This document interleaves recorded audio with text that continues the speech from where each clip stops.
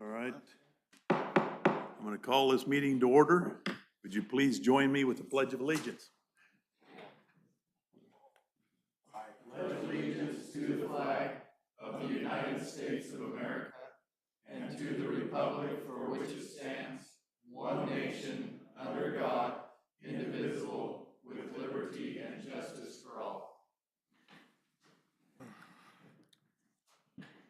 That is the reason why we're here. Can I get a roll call, please? Mayor Rowe, Here. Councilman Rowe, Present. Councilman Hunter. Here. Councilman LaVerie, Present after Councilman 4 different Fitzsimons. devices. Here. What did he say was that? Is Joe on there? Joe's there. Okay. Okay. I'm running. Took me 4 devices to get on.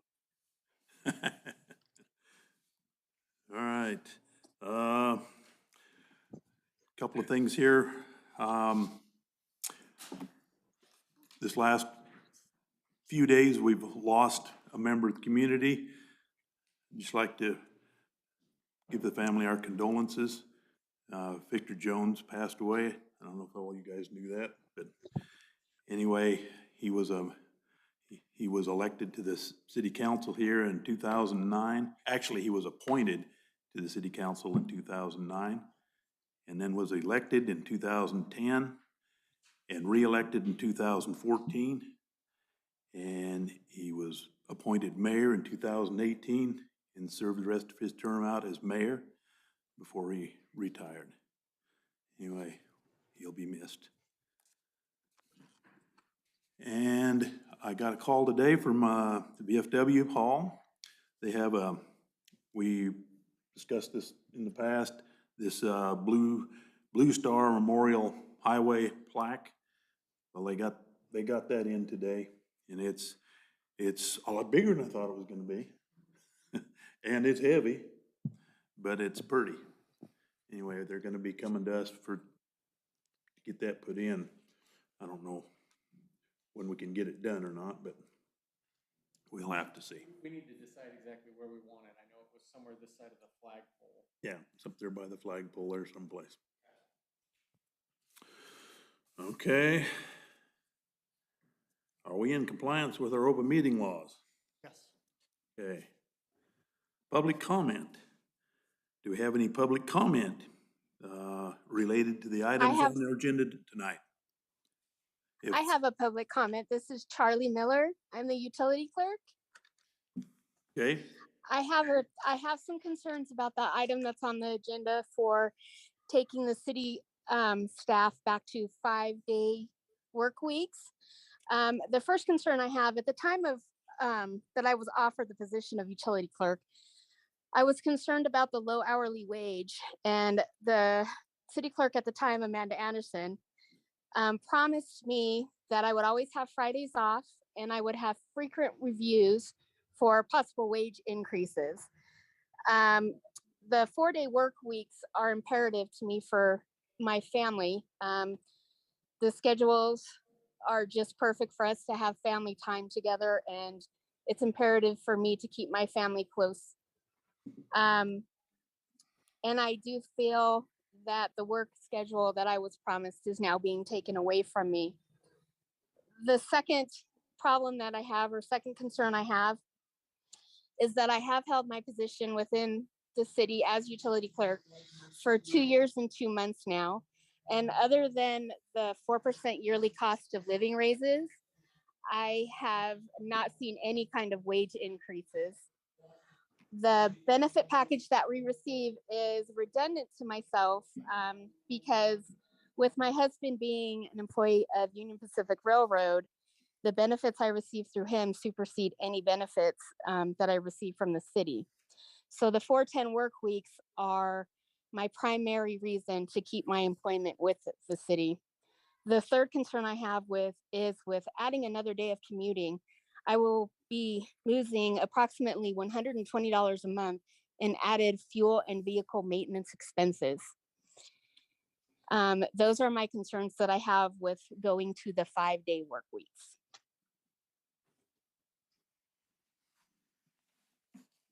Okay, do we have any That other? is all.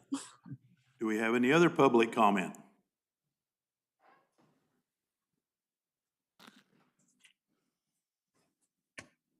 Okay, hearing no other public comment, we'll move on to the consent agenda. There's one item on there I want to talk about is item F, conditional use permit for this business in C&D advertising. I've never seen any plans or anything on that, so don't know exactly what that is. Yeah, it should be in the packet that I emailed out. I apologize if that didn't get to you. I didn't have a package emailed to me either. You should have received one. It come in the last half hour, so. Well, that's possible. Tell you mine. This one, this is the piece that's specific to that item. Okay.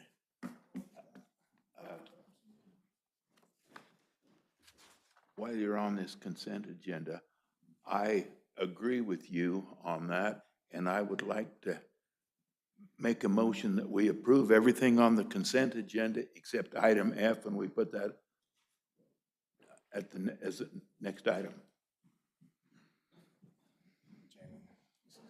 Well, it's in the packet.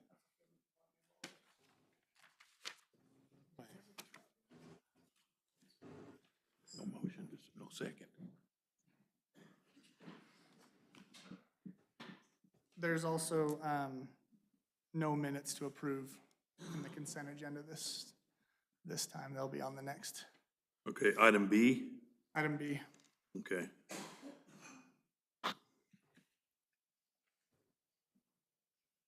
Okay. What about E? B, the minutes. There's no minutes. Oh, okay.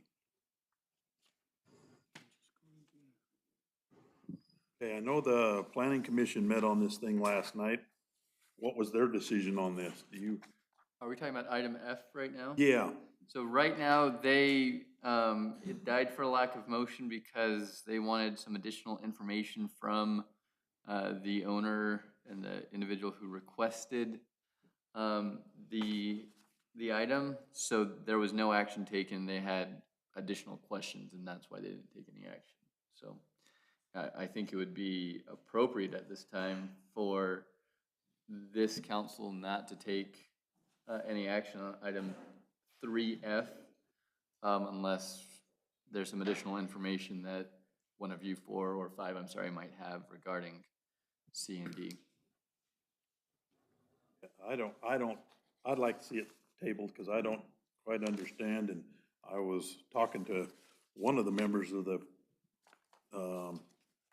committee, the planning commission, and they had question about to these people on some of the entrance ways to this thing and if they couldn't change things around a little bit. So myself, I'd like to see that held off. So the motion is to hold that off, correct? Yeah, 3, right now the motion is to approve the consent agenda with the exception of 3B and 3F. But it died for lack of a second. That was over 5 minutes ago. Oh, that's also true. When there is a motion, we need to make sure we second it. So there needs to be another motion for approval of the consent agenda. So I'll make a motion that we approve the consent agenda with the exceptions of B and F. Okay, there's a motion. I'll second the motion. There's a motion to approve the consent agenda with the exceptions of B and F. All those in favor? Aye. Okay. Aye. Motion carries. Item 4, discussion, possible action. The City of Callahan Council approve or deny city work schedule adjustment to 5 8-hour days for all city employees. Weren't we gonna discuss this item F?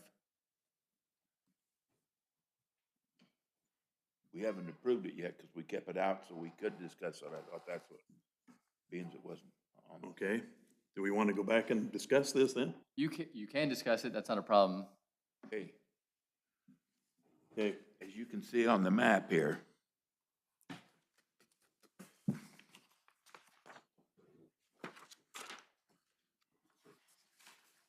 there's a fence around the property, and there's sort of a circular trail that goes around that's marked in yellow.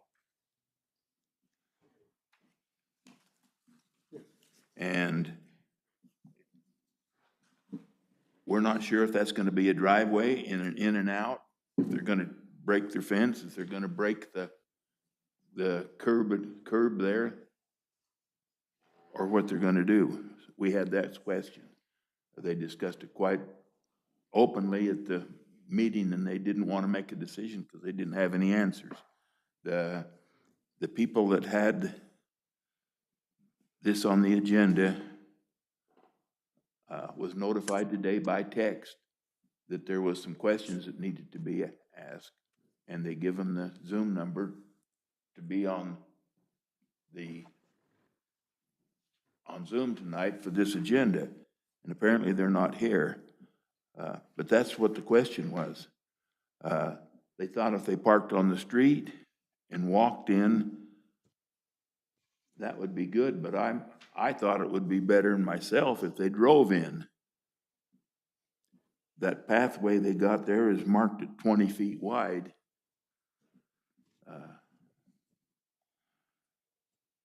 Anyway, that was what was discussed at the Planning Commission meeting last night, and that's what their concern was, and that's what my concern is. We don't know what they're gonna, where the entrance is gonna be and where it's not gonna be. There is a driveway going in there that's gated now, and whether it drives all the way around and they're gonna break the curb at the next one or move the fence or whatever they're gonna do, we need to know all this. There was, the people that were notified, there was one letter that was against it, and apparently that was the owners of the Family Dollar. No. Am I wrong? It wasn't the owners of Family Dollar, it was the property, I believe, to the east. Right? Yeah. Okay. Yeah, it was. I was on a meeting that I, but yeah, no.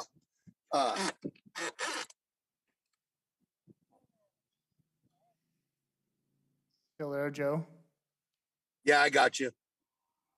Say that again. We didn't hear what you said. I got you now, but my thing broke up for a minute. Okay. Did you have a comment on that? No, I didn't. No. Okay, anyway, it was adjacent to the Family Dollar then. Okay, that's where I'm, It was on the opposite side of the property. So you have Family Dollar, the property in question, and then I believe it was the property next to that one. Okay. Adjoining it. to the east, between there and the fire station. I believe so, yes. that would be Barnett's then. That was, Okay, they never signed their name, but they don't have to, as long as they put an objection in on that, apparently. Mr. Dixon, they talked to you about this at all, the owners that were trying to do this? There was quite a heated discussion about it. There's, what Councilman Rao was talking about is we do not allow 20-foot wide streets in the community. And basically that's what they want to do, put a street in there. It's only 20 feet wide. Yeah. You can hardly meet two vehicles pass each other on a 20-foot wide street, especially in that short of a distance and that span. Yeah, I'm not an expert, but I know this piece of property, and unless they take down the existing structure, I don't see how they would put in those 4 additional spaces for what they want to do. If you see in your packet, they say it's only weekends, but I guess we're right on as far as finding out more information. Like, you can't just, according to this map, they've got people parked in the Family Dollar parking lot and walking across that street. And, you know, people might be trying to park along the side of the Great Basin Highway, maybe even down A Street. So I'm with Councilman Rao as far as finding out some more information from these folks. But just to clarify things, that B Street right there is a public street. It is, And there is parking allowed on it. There's no stipulation on whether it's for individuals along the street or just public parking. So that means to me, and Franklin, if I'm wrong, just say so, that is public parking on the street. Yeah.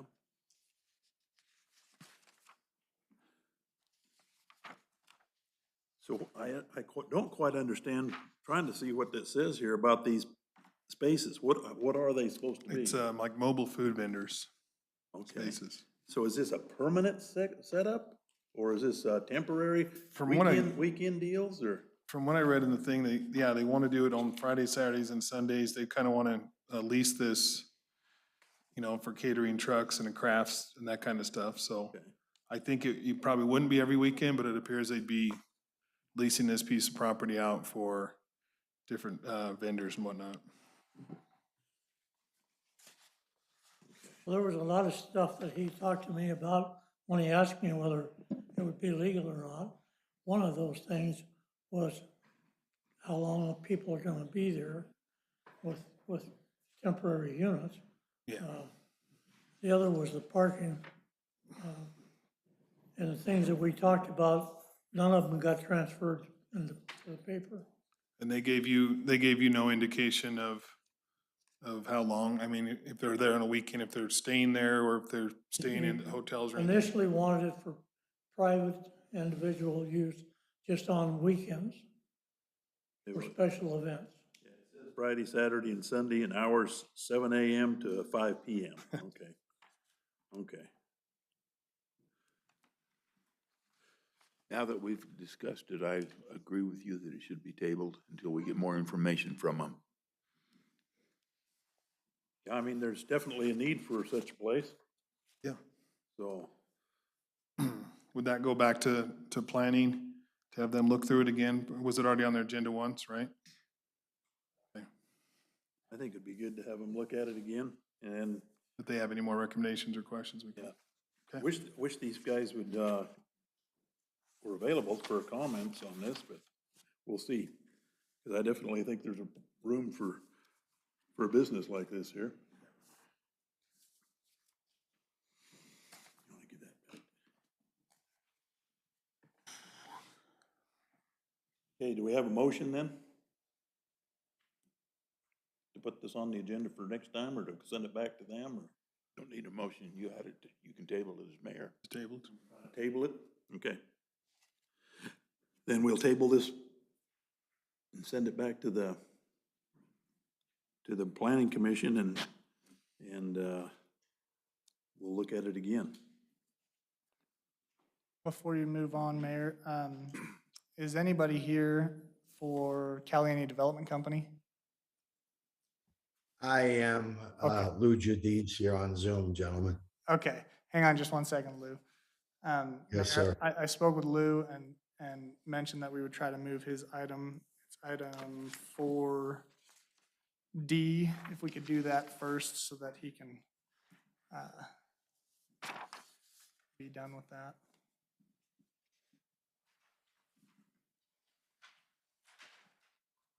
Change of business address? Yep.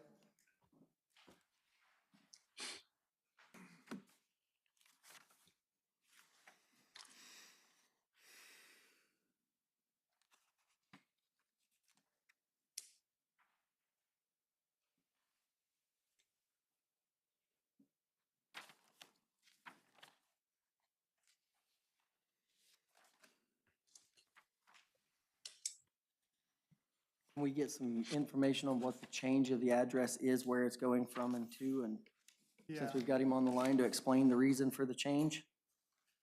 Lou, are you still there? Yes, sir. Can you guys hear me? Yep. Okay. Yeah, so originally, gentlemen, we were, well, we were licensed and approved up on Jared Brackenberry's ranch up there in 93. And we had a lease purchase agreement with Jared that he had the opportunity to work with another farmer to sell his land. So we are in turn opting to move up to the second property that was annexed into the city for the same purpose. Just so you guys know, I'm not quite sure who was on a few years back when we had done this, but when we originally got 3J's Ranch and Ray Thompson's property annexed into the city, we had worked alongside with both of those gentlemen and also with the BLM, because in order to get us annexed into the city, everything had to be contiguous. And BLM actually assisted us put their piece into the city portion also to make it contiguous. And then Jared's land and then Ray Thompson's land up there, that one piece were approved. Oh, I don't know. Were approved. So in doing so, I'm sorry, I'm hearing some static in the background. We originally were in town, just so you guys know, and after we went to many meetings and got approved with Caliente, we ended up the city adopted a 2-mile rule from the center of town. So we had to opt out of that property, and that's when we went ahead and got Ray Thompson's piece and then Jared Brackenberry's piece annexed into the city to have an option of which one to go on. So ultimately, to answer your question, Jared is selling his land, and Ray Thompson's farm up the road is a piece we're in the process of purchasing, and we got the okay from him to go ahead and do the change of location. So my only concern is I looked it up on the assessor's website. I don't know what exact parcel is the 4902 US 93, but when I put it in the Lincoln County Assessor's website, it's just outside of the city limits. I don't know. So I don't know exactly. Yeah, what. I can explain that to you. But If so do you know what? So I'm is sorry. it inside or outside the city limits? It's within the city limits. We had that property annexed into Caliente city limits also. And that's where you see the work right there by the cove, correct? That's something different up there? Well, it's the property. So down further It's the- towards Race. So if you guys know the Grant Lee, it's the one right there. That's the property, and it was annexed back when the whole, when all this started. And it was kind of the annexing phase. Ray come in and he did have it all annexed. And I don't know if I'm talking over anyone. Just to help add to that, Clover Creek, the other farm that's up there currently in the same business, backs right to this property. So, and they're already up and running and approved. Okay. And I think any other questions about it? If it's within the city limits, I make a motion that we approve the business change of address from 2 Ox Road, Caliente to 4902 South US 93. I'll second it. Okay, it's been moved and seconded to approve the business address change for the Caliente Development Company. All those in favor? Aye. Aye. Motion carries. Aye. Motion carries. Thank you for your time, gentlemen. Appreciate your help with this. Thanks, Lou. I'll get you a letter tomorrow. Yes, thank you, gentlemen. Have a great night. Okay, we'll move back to item 4A. Approve or deny city work schedule adjustment from 5-hour or 2 5-hour workdays for all city employees. Okay, since I am with Public Utilities, I think I'll take the first stab at this and give some of the discussions and some of the ideas behind this. Recently, we had an employee retire within the Public Utilities Department, which leaves 3 full-time employees plus Grant as the city utilities manager to run the Public Utilities Department. And with that position missing and the 4 10-hour day that they were currently working, it didn't leave enough coverage throughout the week for that, because you got some guys off on Monday and some guys off on Friday, and it leaves one person working during those days, which for safety reasons, those kind of things, it didn't make a lot of sense to stay on a 4 10-hour schedule with a short crew. And even when you look at with a full-size crew, there's some questions of whether that's a good idea. The city utility workers have kind of looked at different things, and they look at it and believe that maybe we should look at doing a 4 10-hour work schedule and only have the city shop open 4 days a week instead of 5 days. But the general perception in the community is that 5 days a week is the coverage that is acceptable in that. And so with that move, it made sense to put this on the agenda to move these guys to a 5 8-hour day. Some of the benefits of a 4 10-hour day is that you do cut down on some overtime that goes in there. By moving to a 5 8-hour day, we have to pay these guys 1 extra lunch period a week. So right there's 1 hour a day, 1 hour a week lost per man that we go for that, because they're taking 5 lunch breaks. Plus we have to pay 2 15-minute or 10 or 15-minute union breaks, 1 in the morning, 1 in the afternoon. And so we're doing this for some coverage reasons, but when you look at the productivity, the 4 10-hour days does have some benefits in that respect, that we do gain some productivity, some hours of work that are there, but we keep the 5-day coverage and have more guys working during the 5 8-hour day. And that was the discussion that really, that's the crux of where the discussion comes from on those kind of things. So I just open it up to further questions and further ideas, what we can do to keep the shop open with the small crew that we've got. Just to clarify on the numbers too, that I believe it's a 30-minute lunch that we pay, and then it's 15 minutes per break, so it's about an hour per employee every day. Every day. And so, One 15-minute break or 2?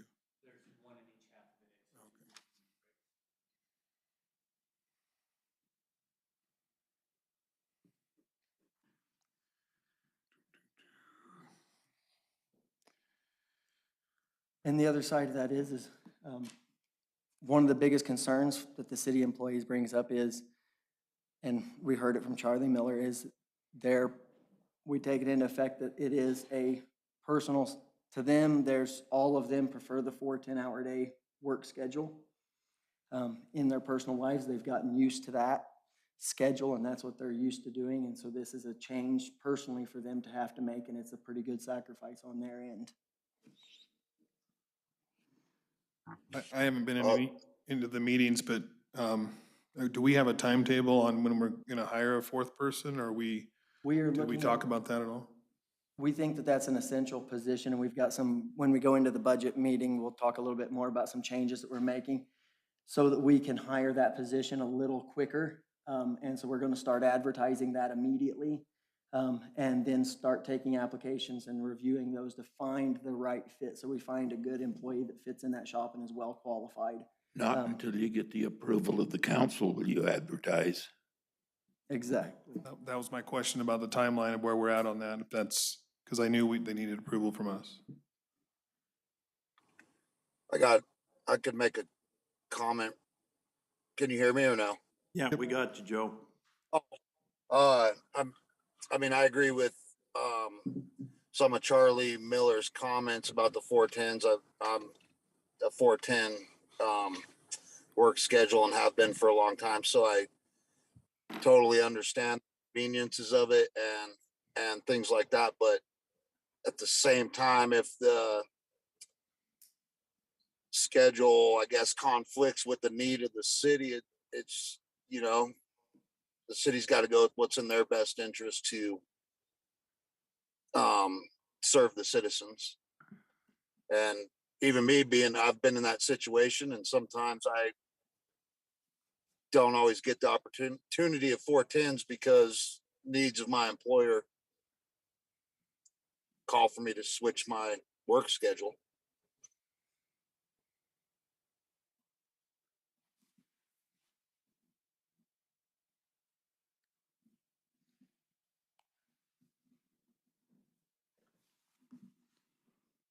Have any other comments? Yeah, I do. Okay. I can see where there needs to be some change, but I think the change needs to be in the wintertime. These boys come to work in the dark. They're not getting any work done in the dark.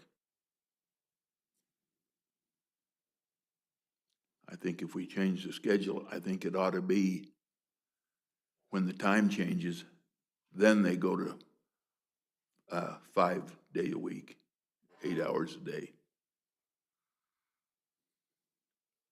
That's my opinion.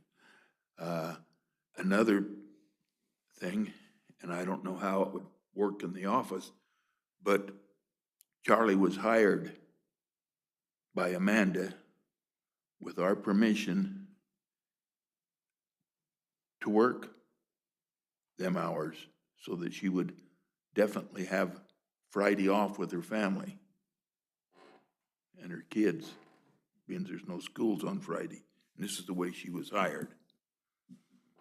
So I don't know whether that would work in the schedule of the office. If the office went to 5 8-hour shifts, except for her, if there would be work for her to do that when the other rest of the crew wasn't in the office, I don't know. That would be up to the city clerk. But I feel that she should be considered in this instead of saying all city employees. That would be up to our city clerk and the office schedule. So are you proposing that it is the manager's decisions to city clerk and the public utilities manager's decision to? No, I'm saying over this one person because she was hired at that rate and at that. Well, in that them case, hours. then you've got the other two employees out there were hired on the conditions of 410s as well. They were, That's what they were working. But the work schedule can change, and this can change too, of course. It would be up to, I think at the very least, hours need to be changed. We got, I mean, I drive by there in the mornings, like Tommy was saying, in the wintertime, it's dark. I don't see much action on around over there until after 7 o'clock in the mornings. I think we need to come to work later and get things going. Because I don't, people go out and work on them lawns and stuff are out there earlier, but I don't see any other any more progress being done when they come in that early. I don't see it. And that's a big thing. I mean, I feel there are people within that group that have very little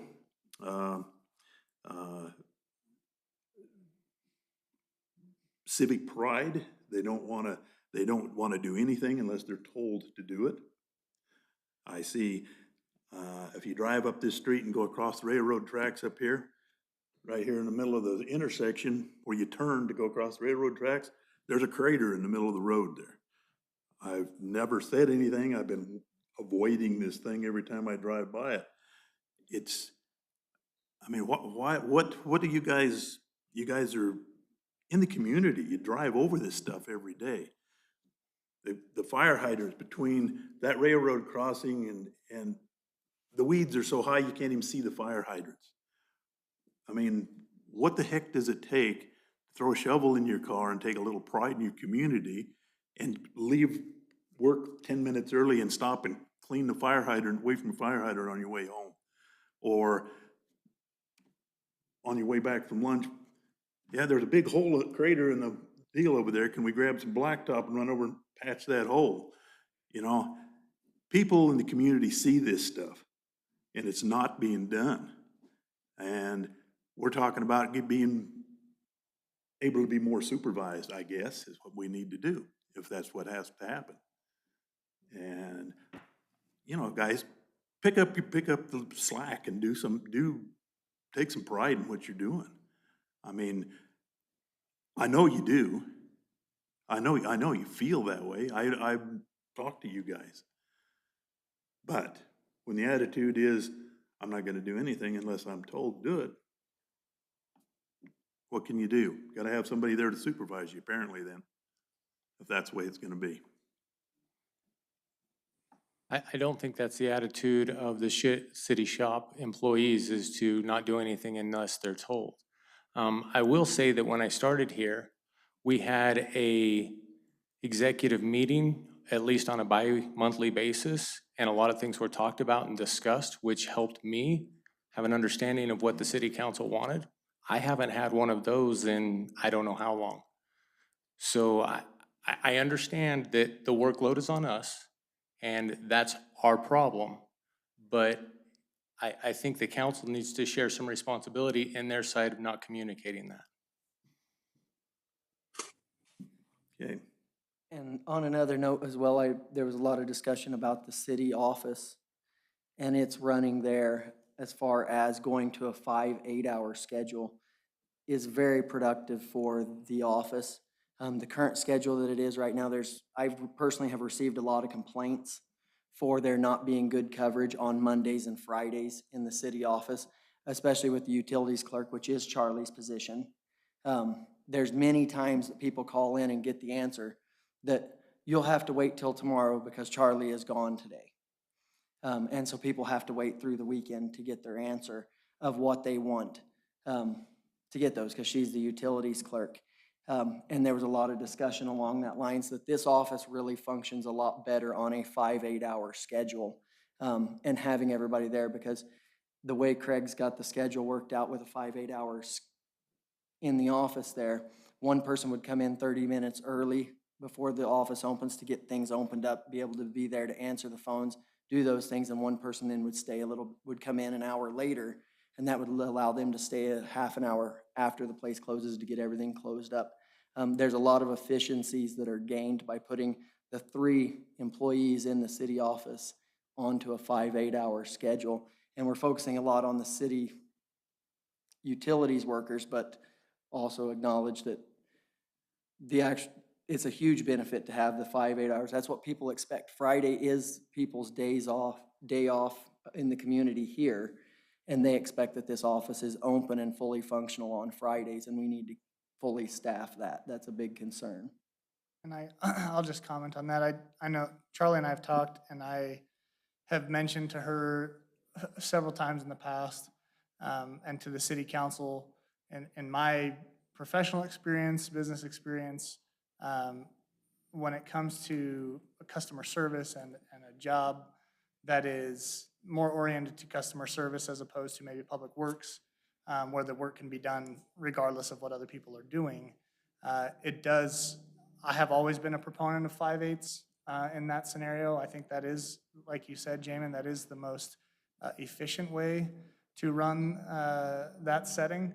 That being said, you know, it is directed at one position right now because Linda has been working 5 8s. She was initially going to go back to 410s after I was trained and got things rolling, tried it for a bit and decided she preferred 5 8s anyway. So, you know, on the one hand, where it's a personal thing, I hate that for Charlie. And on the other hand, from a business standpoint, the operation of City Hall and the congruency of work would be better if everybody was on the same schedule. Just for the citizens, for the benefit to the citizens mostly. That was my question to you, is could you spend 100% of your time in there, you know, in charge of those employees, if, from a management position, 5/8 makes more sense, in your opinion?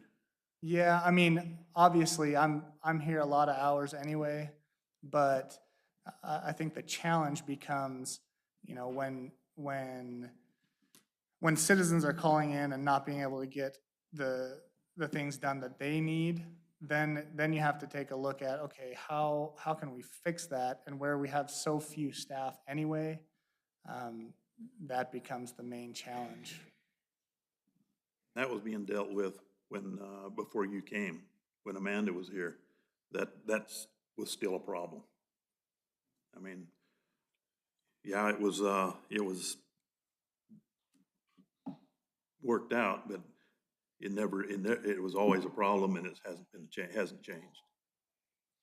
And I would, go on ahead, Joe.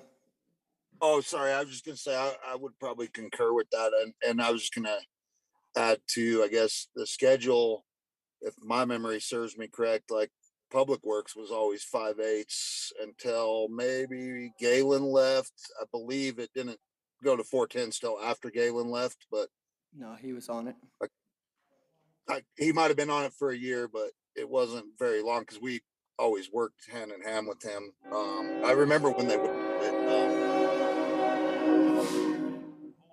Joe, all I right. don't they have the coverage. I mean, it's a coverage issue, and maybe some more things could be done. And I kind of concur with what Steve said. They tore the street open in front of my house to put in a new service, and I'm still sitting with a hump of dirt. And I try to keep my vehicles out of the mud and whatnot. I'll fix the thing myself if I was given the blacktop, but it's those little things that could maybe get picked up with an extra day of work, I guess, because that's something that I would have thought as soon as the utilities were put in, the street would be patched. It's already a horrible street to begin with, but maybe another day of work, those things like the potholes and cleaning up around the town a little more gets done. I don't think it's the employees. I think it's the coverage. There's just not enough people to cover the needs with that short of a staff, So, in my opinion. And that's in just my opinion, others might differ.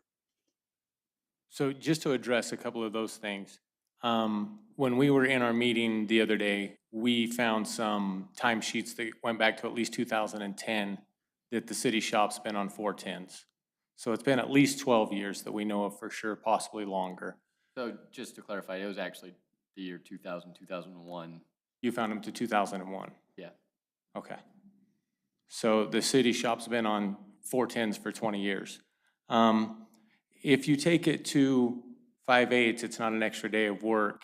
It's an extra work day, but there's no difference in man hours. It's the same man hours available to you. What you do though, is because there's a paid lunch break and 2 15-minute paid breaks, each employee has 1 hour off a day, so to speak. And so you lose currently 3 man hours a week doing that. So if you're looking to gain productivity, I don't see that helping. I have talked with the employees. There are places that we understand that we can focus and work on that will mean more to the citizens than what we currently do.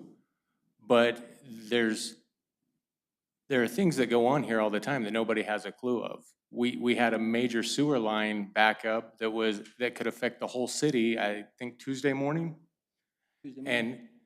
And it was a major issue, and there was a ton of cleanup, and one person in the public may have seen it, the guy that reported it to us, right? Nobody else has a clue that those things are going on and that's what we're doing. But there's a lot going on here that's being done that goes unrecognized as well. And Mr. Mayor, you're right. We could take 10 minutes as we're driving around and hit weeds somewhere and take care of things like that. And that's one of the discussions we had that we will focus on if that's what helps the perception from the public.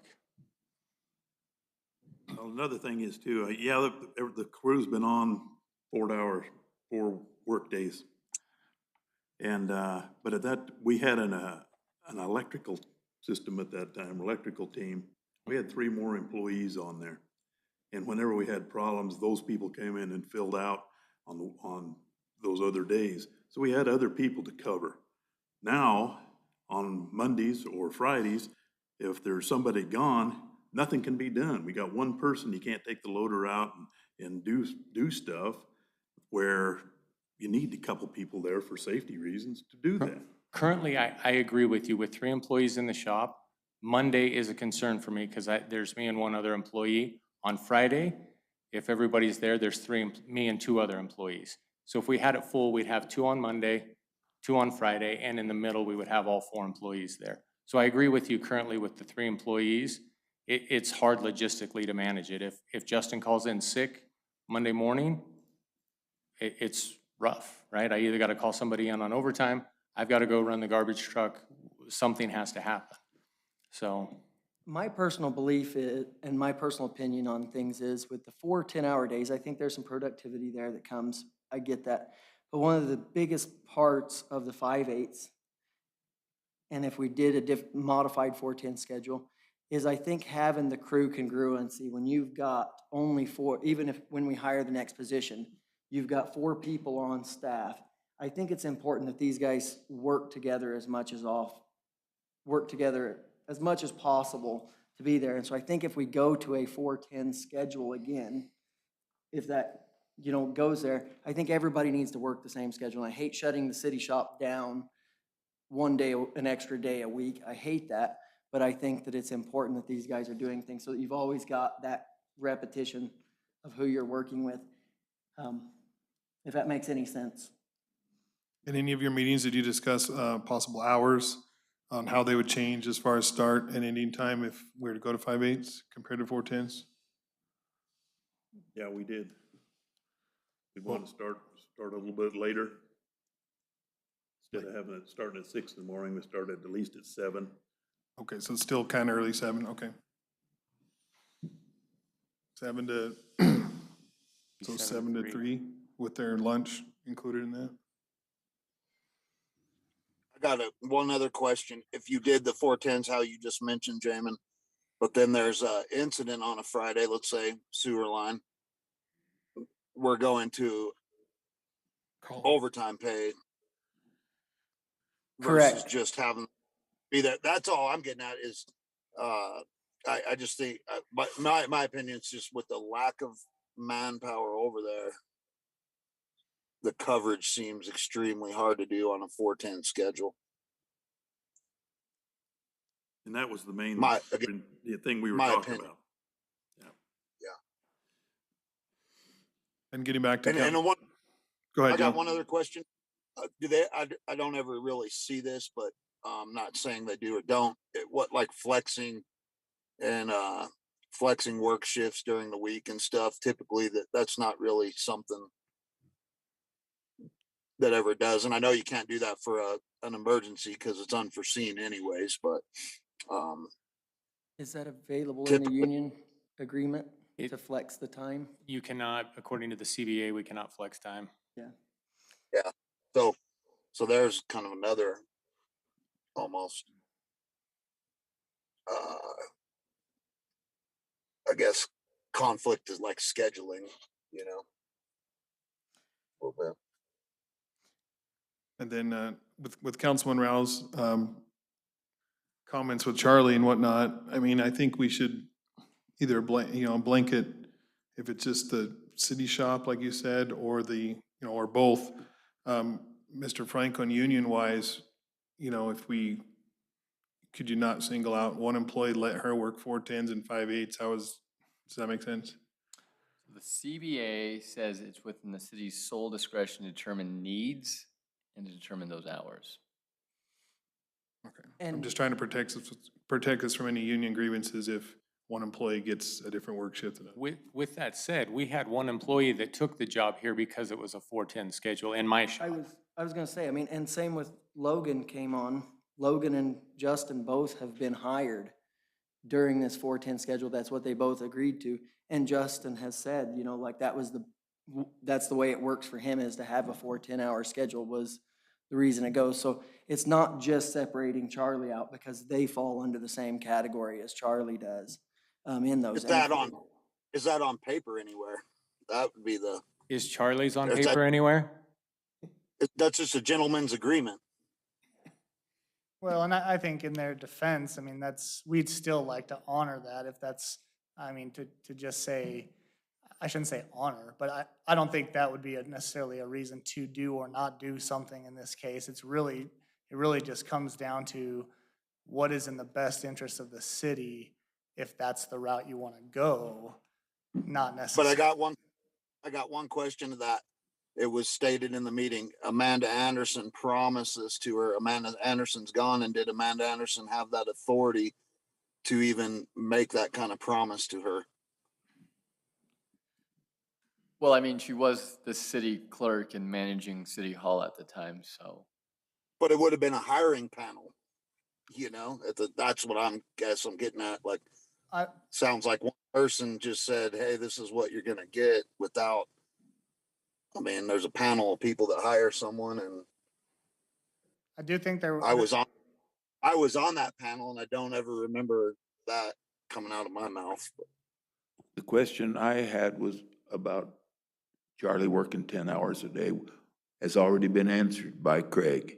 He said, to the best interest of the city, he has found that it would be best to work 5 8-hour shifts in the office. So he's answered that. And I mean, I do think that it's essential for the council to consider what that means to them as well, because if you look at it and say, yep, we agree, we think that's true, that's the way we want to go, that's one thing. If you look at it and say, well, I mean, that's Craig's opinion in general, not necessarily looking at Charlie or her position per se, but in general, that is my feeling generally. You can look at that and weigh the fact that there may or may not have been promises made to an employee that was hired before I ever came here.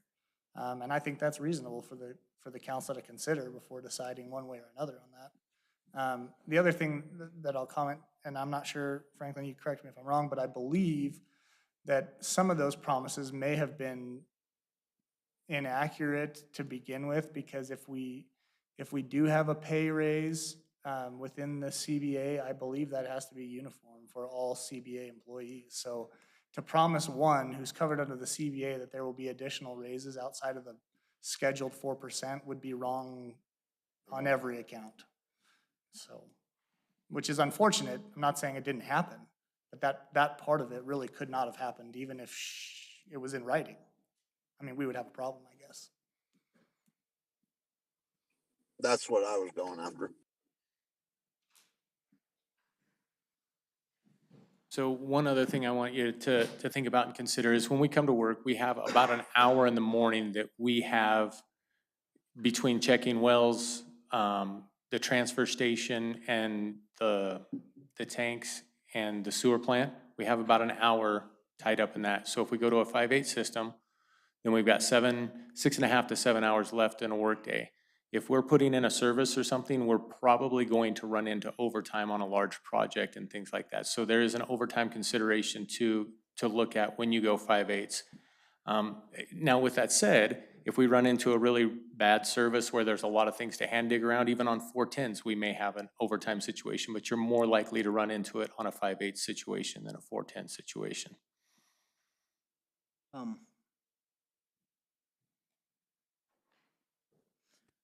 Well, you have something to say, Mayor? No.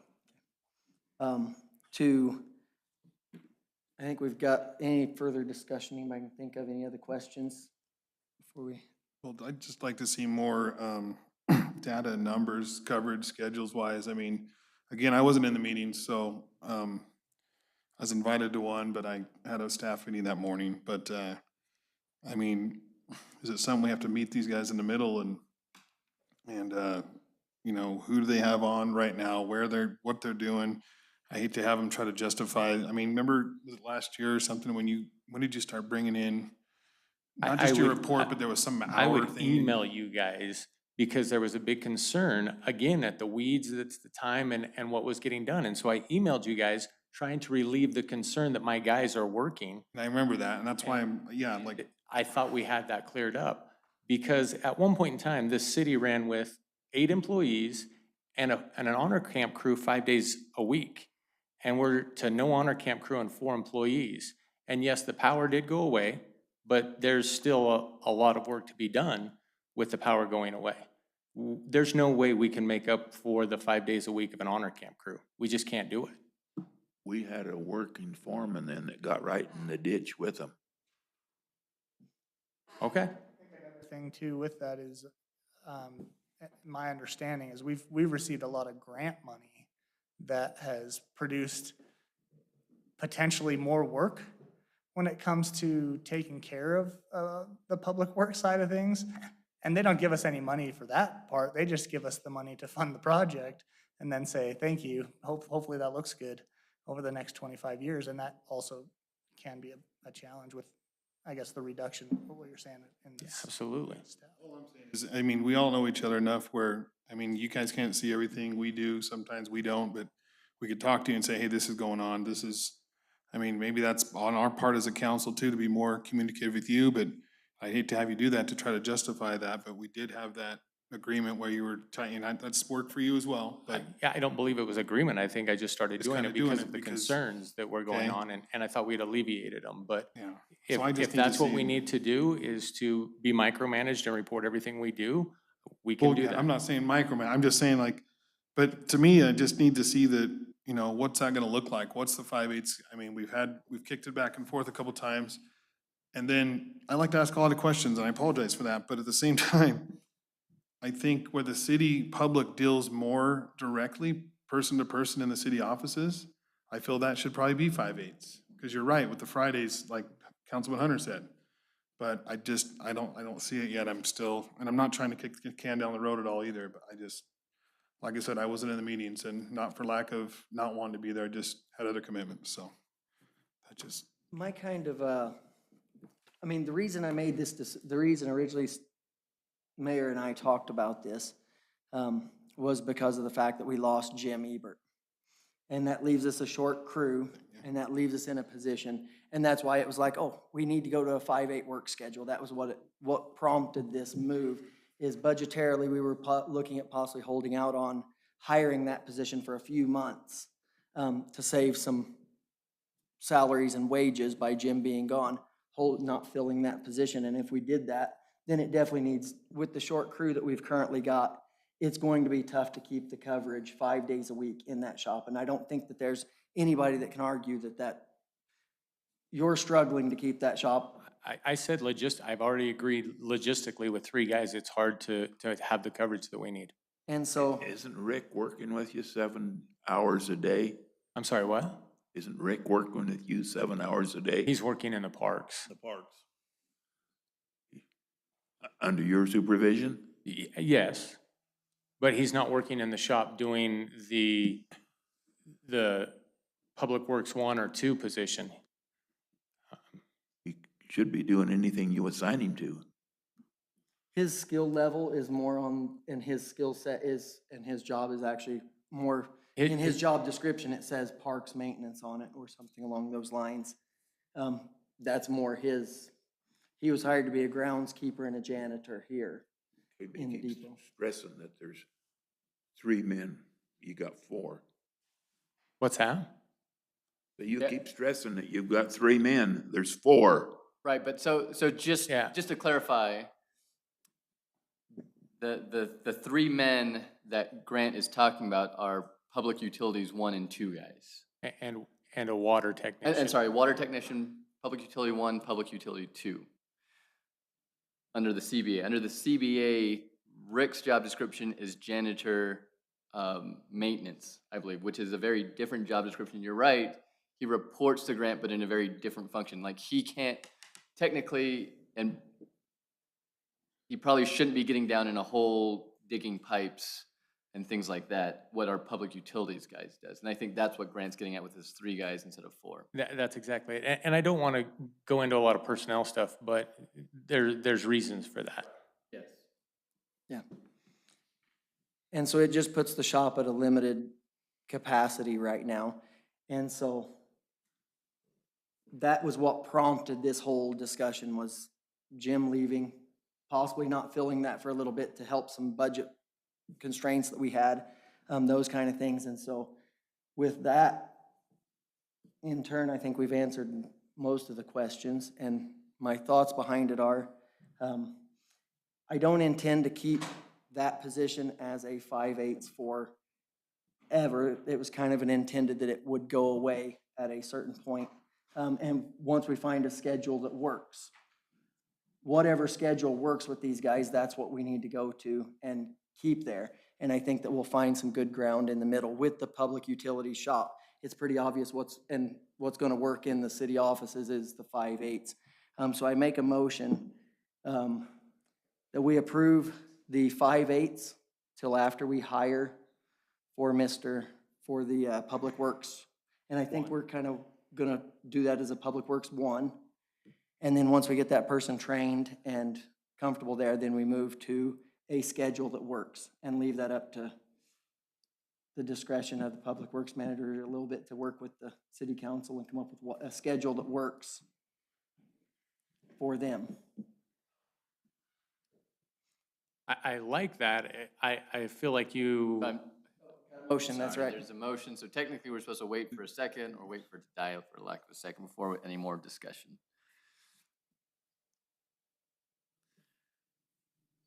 I'll second it so we can have more discussion. Okay, so there's a motion and a second. I like that, but I feel like you, that there's nothing set in stone.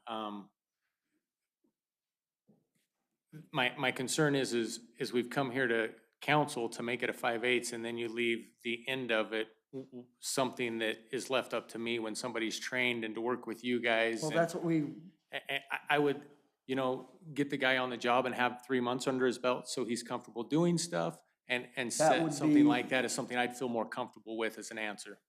I leave it more as, that's what we hire you to do. I mean, that we ask Craig's opinion on a That's- position, and we leave it more up to you to help find a productive schedule that works for this. We see how it works like this for a little bit, and see, once we get the fourth guy on, see how that changes productivity and how because training takes time. And it Does. takes resources, and productivity slacks when that happens, and that coverage. I mean, obviously, you're not gonna leave the new guy on his first week by himself on a Friday. You're absolutely right. So you've got to have some things in there. And so it's going to take a little bit of time, but the council's not going to be able to know when the time to make the switch would ever be, or if there should ever be a switch. That, you might find that it's totally different. But again, one of my first questions, what's the timeline? They need our approval to even fly the position or to interview, correct? I thought you guys approved to fly it and just hold on to applications at the last meeting. Remember that? That's why my question was what the timeline was. Well, we didn't actually fly that position. We said we have applications open all the time. I don't think we actually said we want to fly that position, did we? No. Oh, yeah, we'll need to do that. Fly that position. So we need to put that as a council item on the next agenda. Do we have to do that? Put that on the agenda for next time, or? So, I mean, if the council's decision was unequivocally you can't advertise for the position, then probably we need to put that on the agenda. The problem is that technically we have the position funded, right? Yep. And so, I'll just speak frankly at this point. I've always had a bit of a concern about the micromanagement of the affairs of the city by the board. And I'm not saying anyone's getting their hands too much into the manager's positions, but really the city board hires a public utilities manager, a city clerk, to really run the day-to-day operations of the city hall and of the public utilities. And it really should be left to them. What the board does is it's a 1,000-foot look, right? They look at the big picture and they say, this is what we need and this is what you have to work with, Grant, and this is what you have to work with, Craig. And you guys do it within that budget, and you do it without us catching a lot of flack, or you're gonna have to answer to us at the city council meeting. And that's really what Grant and Craig's position are. My feeling about the position is, since it's funded from last year's budget meeting, is that Grant should have the power to advertise and hire that position as necessary. Now, I understand that during the last meeting, there was a decision made. My recollection of the discussion was that we would take applications and go through the hiring process when we get around to it, or something along those lines during the budget process. And I don't remember or recall if the board specifically said we can't advertise for the position. I just don't remember. I have to look at the minutes or I have to look at the recording. I just don't know. But my feeling is if that decision was not made at the last meeting, then Grant technically has the power and the authority to advertise for that position if he feels that it's in the best interest of the city. I think some of our discussions later about budget will answer that question. And that's probably also true.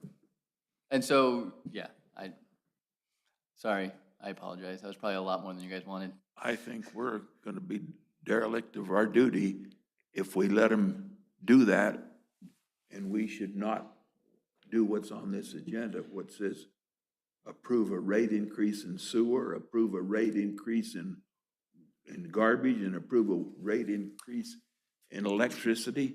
That's on the people. You're right. So that you're right. The city council holds the purse strings is the way I'd say it, right? And that's the way a city council, a governing body, would technically control who gets hired and how they get hired, right? Is by controlling those purse strings. And when? So I think that's up for debate, because if you give Grant a budget for personnel for the year, which we do during the budget process, then you're saying this is your budget for personnel for the year, get it done and get it done within that budget.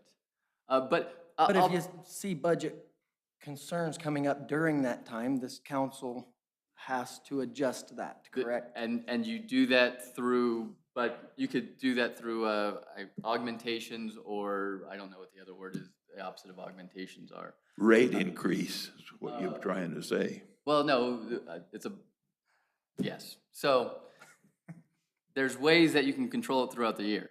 Yes, I agree. But if the board's decision during the budget process this evening is to tell Grant, again, unequivocally, that you cannot advertise for that position, then he's probably gonna follow that because he answers to the board, right? And that's not the And intent, that's so.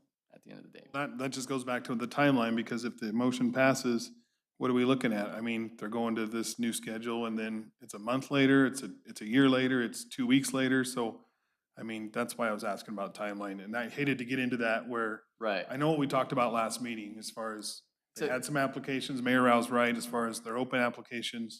My feeling is even Always, if people could come in. with the experience that I've had, and maybe I don't think I've actually sat in on any hiring of public utility workers, but it usually takes about 6 weeks to go through the application and the hiring process for the city anyway. In just my experience, right? But again, I mean, Tommy is right. At the end of the day, the board controls. If the board tells Grant, no, definitely you can't do that, then Grant's going to follow those marching orders and do what he needs to do. And let me just, I'm gonna throw something out there. Grant said it that later in the budget discussion, we're gonna discuss this position, but I'm gonna kind of answer that question bluntly for everybody right now. Is that position, that fourth position in the city utility shop is an essential position for this city. There's no question that that is going to get funded and go through there because it is essential. We're looking at making some other changes to some personnel there to be able to save some budget things, but there's never a question that that position is going to get hired. And that's why I'm saying, I would question that myself for other reasons. I just wanted to throw that out there. You can keep going, Jamin, but you say there's no. not a question, and please there is a allow, question between the citizens and I would question it. I would just like to know what, I'm a little confused on what you're asking and saying there, Joe. I would like to question it on the fact that you say it's a needed position and there's no questions about it, but myself would question the need for it. And I know a lot of the citizens would question the need for that position if we really need to rehire it, because we've cut down the electrical to outsource that.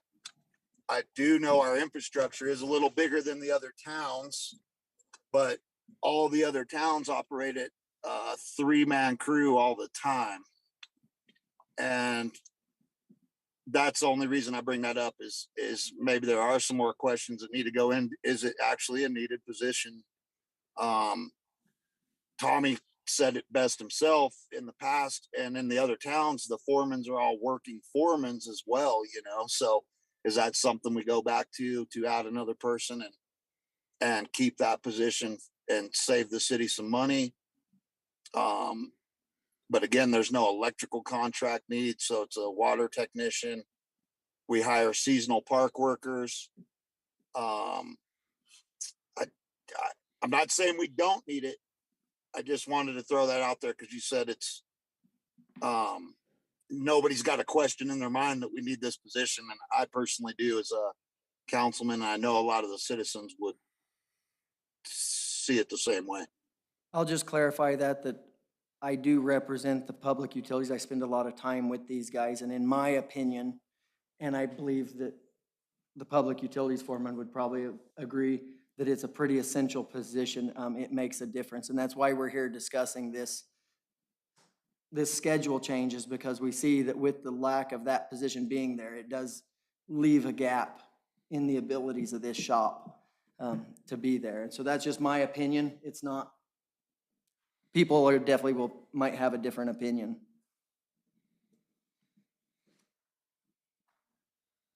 Okay. Any other discussions?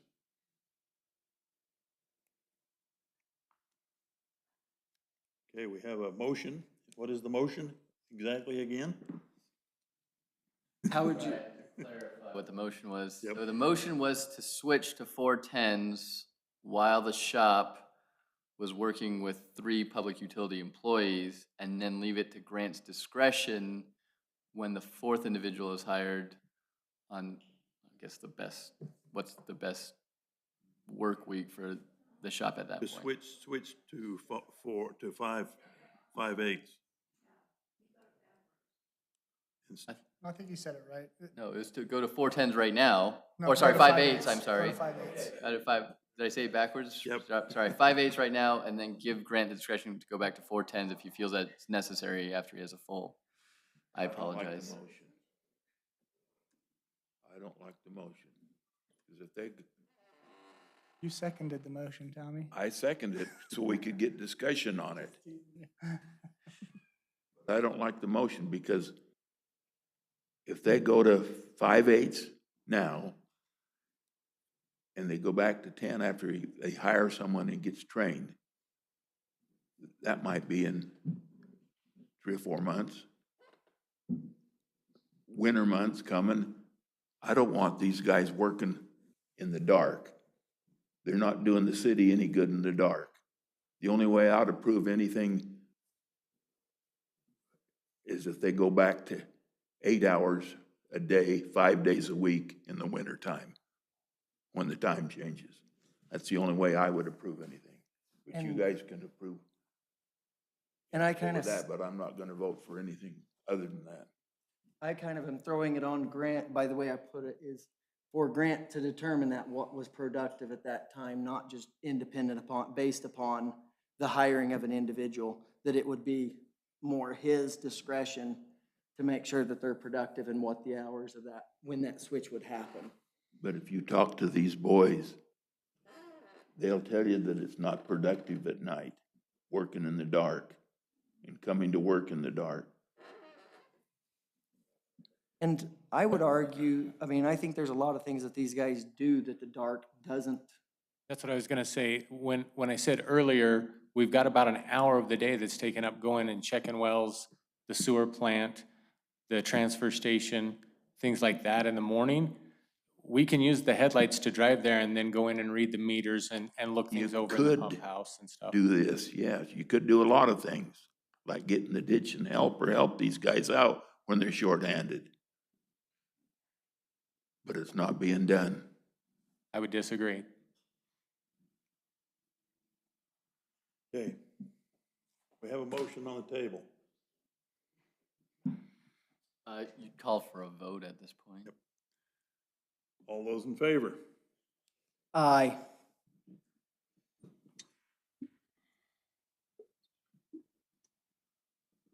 I'm gonna abstain because I'm not even sure what we're voting on. Restate the motion. Restate the motion. So the motion would die for lack of sufficient votes, I guess. And so now we're just back to discussing the item, and someone can make another motion Okay. or make no motion. Motion dies for Failure to pass. failure to pass, or failure to fail. So, do we have another motion?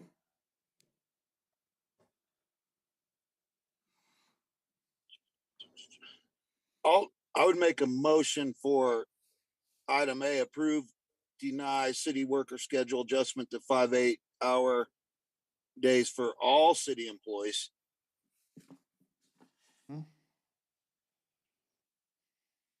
So is that his motion? That sounded like. Yeah, I make a motion. Wait, Joe, can you I can repeat that? repeat. You cut out on my Yeah, I end. can. Sorry, I can repeat. Yeah, I'll make a repeat. motion for item A, that all city workers schedule adjustment to a 5 8-hour 5 8-hour day work shift, all employees.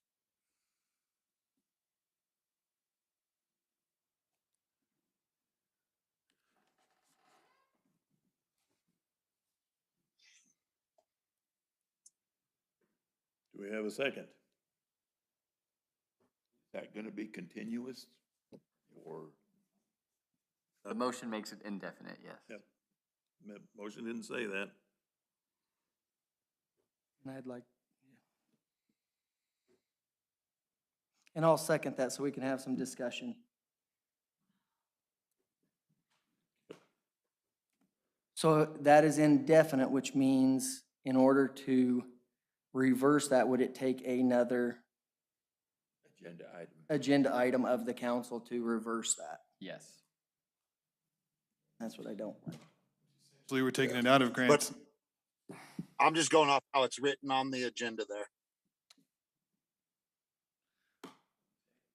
He said he was just going off of how it was written on the Yep. agenda. Yeah.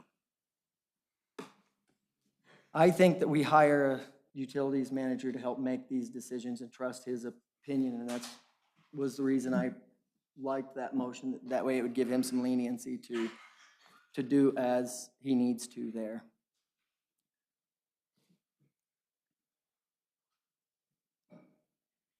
Like, quick comment. I'm not against what you're saying, Jamin. I'm just going off the agenda, but the other one got too confusing with some of the other hiring and when we hire and when we don't hire. So I don't know if it can be swayed from what's on the agenda here. I wouldn't be opposed to how we were talking, it can get switched down the road. But I'm just going solely off what was on here. But the other discussion was too hard for me to vote on because there's too much about hiring and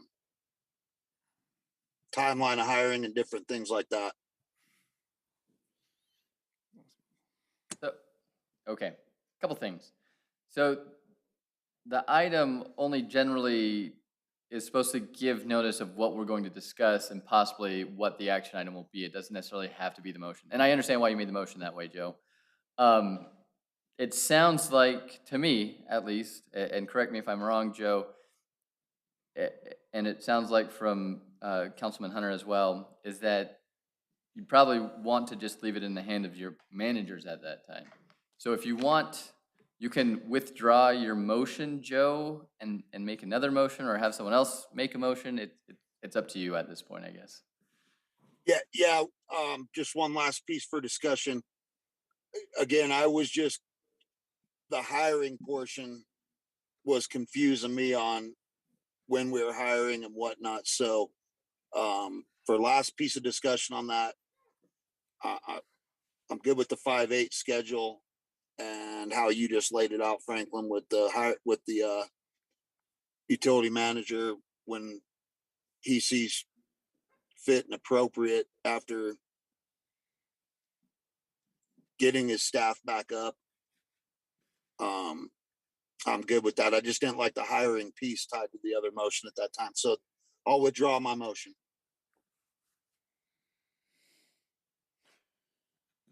So does he have to withdraw his second? So do you want to make a amended motion, Joe, or? We need a motion. I'm gonna withdraw mine so we can start over again. Mine's confusing too. Okay. Then I'm just gonna simplify it to what, kind of the way Franklin put it. Approve to move to a 5/8 work schedule until the city utilities manager sees fit to adjust the schedule to be more productive if anything changes there.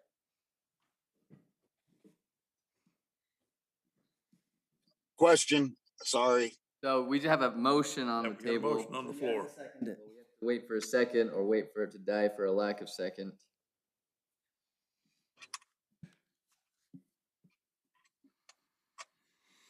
So the motion dies for lack of second. Motion dies for lack of second. Okay, Joe, what'd you have? My other, one question, we're only, we went into this covering the city offices as well. And that's why I covered for all employees, but then sounds like we're just talking the utility, back to the utility part only, so. I would like to see it because Craig has stated what, as the manager of the city offices over there, what he sees is in the best interest. So I would think whatever we do encompasses everybody. I think, I guess inherent in the discussion would be that I probably also would have that authority going forward if ever there was a change needed at City Hall. So maybe, I'm just throwing this out there, I don't get to make a decision.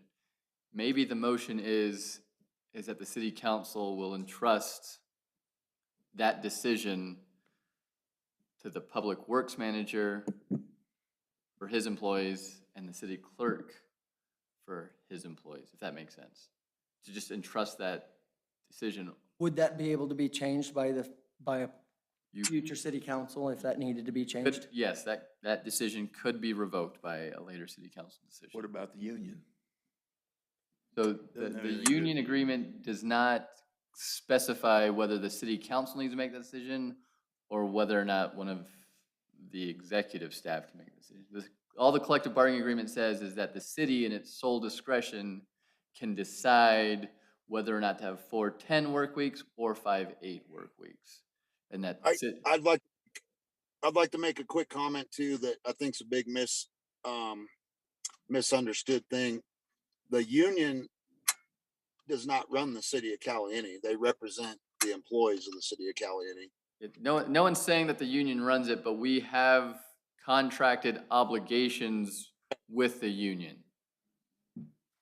That negotiate contracts for the employees. Right, Correct. but we agree to those terms. Yeah, but we gotta do what's in the best interest of the city. I agree, yes. Well, you stated that. Okay, we need a motion.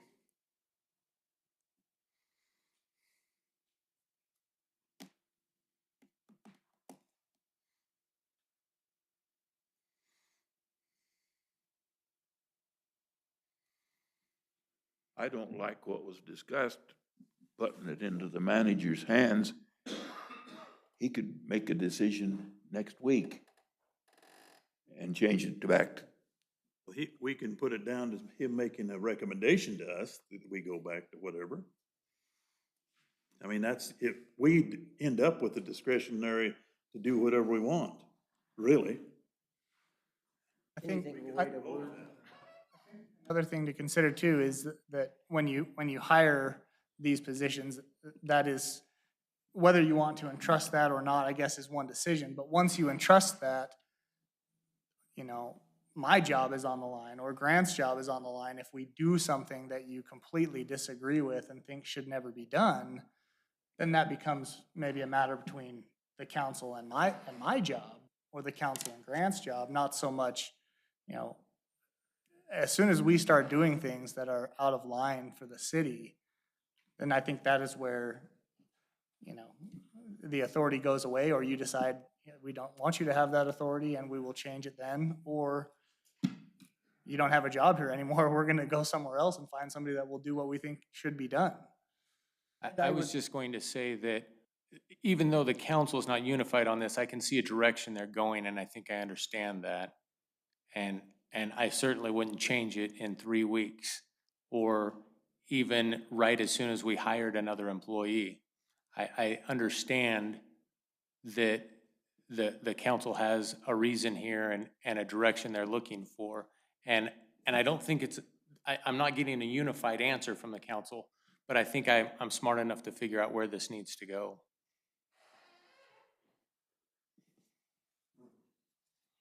So I'm just gonna try to clarify the different thoughts that we've got and put it into a motion. I'm trying to formulate that as making a motion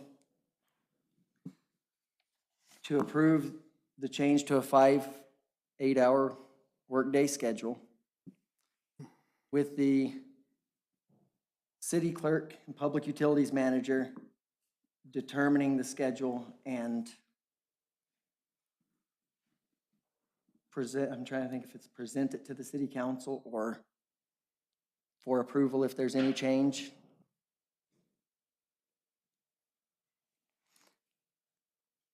Is that it? Franklin, can you clarify? Like, I'm trying to put that into better words, is what I'm trying to say. Why don't we go withdraw your motion real quick? Withdraw my motion for that and put it into better words. And so, here's my, and this is my concern with the motion, how it's made, right? Yes, So, and on the first half of the motion, you're saying, and I'm just gonna use their names because that's who they are. I'm telling Grant and Craig that we're moving to a 5 8-hour work schedule. But on the second hand, I'm giving them the discretion to change that by bringing it to the board for a change in the future, yeah, and that's right? what I don't like. And so I think we either need to go one way or the other way and just go with that, right? So this is let me just put my thoughts out on the table. There's a couple things you can do, right? So one motion can be, I'm gonna make a motion for all employees of the city of Caliente that we're going to 5 8-hour days a week. That's one. Another thing you could say is, I'm gonna make a motion that the public works employees are moving to 5 8s and we're keeping City Hall at 4 10s. Or we're moving the City Hall to 5 8s and we're moving public works to 5 8s. So you can definitely split it up that way. Or you can say, I'm gonna make a motion that we just stick with status quo and we continue with 4 10s. Or lastly, I think a motion you can make is, I'm gonna make a motion that we leave it to the discretion of our city clerk and our public works manager to decide what schedules work best for their offices. If that makes sense. So I think I presented 4 or 5 options there, which would be within the purview of the city council. And I think that would make it the cleanest if you did it one of those 4 or 5 ways that I just mentioned. Then I make a motion that we put it in the hands of Craig and Grant to run their departments and set the schedule, the work schedule. At their discretion, right? Is that what you said? And if we don't like it, we'll deal with that. I'll second that motion. Okay, we have a motion and a second to leave the hours that these employees work up to their supervisors. Is that what we're looking at? That's it. That is the motion on the table that's been seconded, yes. And it has been seconded. All those in favor? Aye. I would call for opposing votes at this time. Okay, do we have opposing votes? Nay. Right now, it's 2 ayes and 2 nays, and that would leave the tiebreaker to you, Mayor Rao. Okay. I have to vote nay.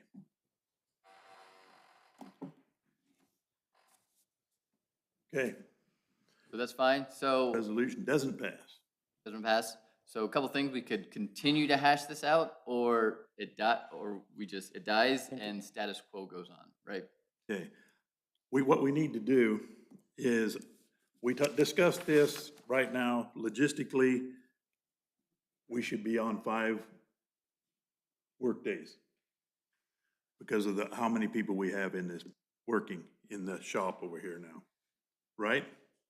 I agreed with that. Logistically, currently, with Okay. 3 guys, it's hard to manage things. Okay. That's what I want to do, is put it on five workdays. I think if we get another guy hired here, I think what Tommy's suggesting is we work the 5 workdays during the wintertime and look at coming back on and working the 4 10-hour days during the summer. That would be preferable to me right now with the employees that we have.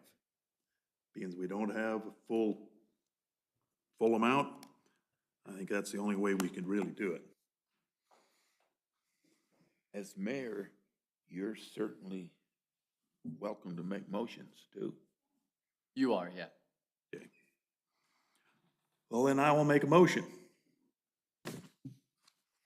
that we go till 5 workdays at this time. We get somebody hired, we get them trained, we discuss this 4-day work week at that time. But I'd like to see it go on through the wintertime as a 5 workday, but that's my motion right now. I just want to make sure we're clear on the motion. So the motion is to move to a 5-day, 8-hour work schedule and then revisit the matter when another individual is hired in the public works shop. Is that correct? Yep, when we get a full crew in, then we can discuss it. What's the deal with the winter, and, I mean, winter versus summer? I mean, is that, I don't know. I mean, I So- think that could be a, So we can have discussion. Okay, let's talk, yeah, now we can talk about the winter's comment. Okay, I think that can be a separate discussion at any point in time, really, probably. Discussion I have is with Grant. Does that, in your opinion, the best schedule, the motion he just made? As I stated at the beginning of this, I question that. My personal best schedule is when we have a full complement of employees that were on 410s with a 5-day work schedule, splitting the employees up. That gives us full coverage. It gives us the ability to do projects in the middle of the week, and it has the potential to save on overtime. But not without a full crew. Correct. Okay, thank you. You answered my question.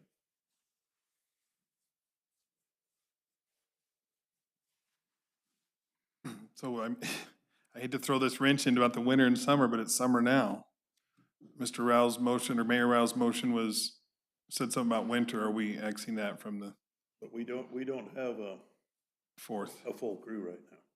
And I don't want to muddy the water anymore, but we have employees on a 5-8-hour schedule right now. We have some on a 410. How is that justified in that mix as well, which I just didn't realize until. We'll have to probably start it in the next pay period. But there are If- some, If the motion was carried. One of the employees, their job description calls for a 5/8 work schedule, and the other one volunteered for it, is my understanding. one of them calls for 410s. No, one of the, there's two people that are currently on a 5/8 schedule in the city besides me and you, two employees. One of their job descriptions calls for a 5/8 schedule, and the other one volunteered for a 5/8 I see schedule. what you're saying. We're talking about the deputy clerk and The janitor. the janitor. So Linda's currently working 5/10s, 5/8s. Probably feels like she's working 5/10s. She's working 5/8s, and Rick is working 5/8s. Okay, Because one of the things that my biggest concern is on the city utilities is one issue, but the city office here needs to be fully staffed 5 days a week. That's the recommendation of the city clerk, and we need to have that ability for him to have that staffed and not be holding him accountable for that. I'm just gonna throw this out there too, to muddy it even further, I guess, but, I mean, if the consideration is a winter-summer schedule, there's also the possibility of doing winter-summer for all the city, and it's all the same all the time. If they can get a hold of us, they can get a hold of Public Works. If they can't get a hold of Public Works, they can't get a hold of us, because there does tend to be an issue with, hey, can we get this done? And we're there to answer a call, but it's like, no, sorry, they don't work. And then it just kind of looks, I just don't necessarily like the look per se. I'd much rather say, hey, I'm not answering the phone, nor is Chris or Grant or Logan. And everybody just knows the city's not open on a Friday or a Monday, and they're open the other 4 days. In the summer, they were open 5 days, and in the winter, they were only open 4. That's a whole different subject, but okay, we have a motion and a second, right? All those in favor? Aye. Aye? Aye. Guess I could vote, can I or can't I? Sound like, was Joe's? Joe, what was, Joe, did you vote there? Yeah, I said aye. opposing votes? Nay. Be honest, I don't even remember what that motion was. To be revisited when the shop is fully staffed. So it's just something we'll put on the agenda when you have the fourth public utilities employee. Okay, so we got, what do we have? We had 4-1. 3-1, I guess. And then the mayor. And then the mayor, if we count the Okay. vote, but. Motion 3-1 carries. Motion carries. Heard on discussion. Can I have 1 minute? Come forward. That's the mayor's call. It's up to the mayor to make the decision there. Yeah, if you want to come, just make a comment, yes, step forward to the deal. Just one question and one comment. When does that take effect? It's also a great question. Are we at the pay, are we in the middle of it right now? It's early we're in May, the- right? We're in the middle of it. We're in the middle of pay period, so probably what? Into the pay period. Start of the next pay period. And if I'm not mistaken, Franklin, the contract says any deviation from a normal work shift. 30 days. I think we had- What was that what it says? Do we have the CBA? Well, anyway, you have to deem it as either a temporary or a permanent decision. And there's stipulations if it is temporary, and there's stipulations if it's permanent. And I didn't hear that stipulation in the motion. That's why I'm up here asking.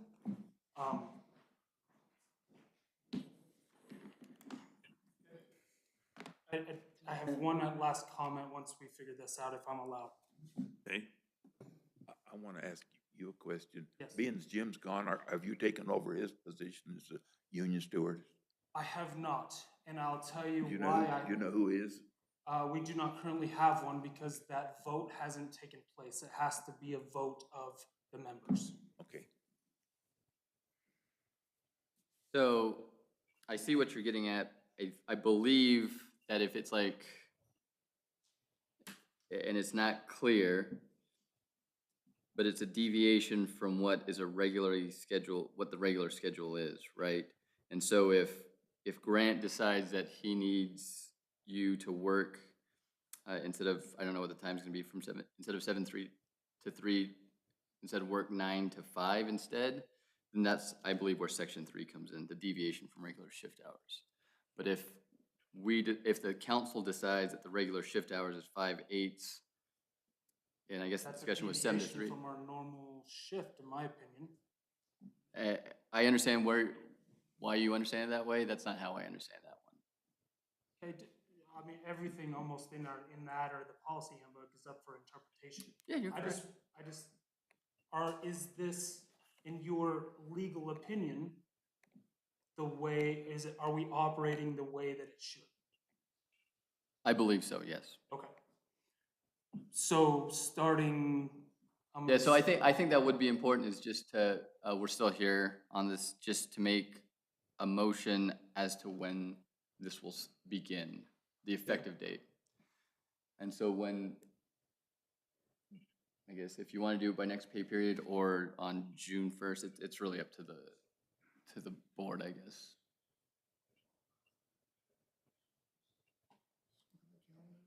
So, When's the pay period start, the next one? yeah, so the pay period started on the 1st, and it will end at 11:59 on Saturday, the 14th. So the new pay period will start Sunday at midnight on the 15th. So a week from Sunday. Okay. I'd make a motion that that's when this motion goes into effect.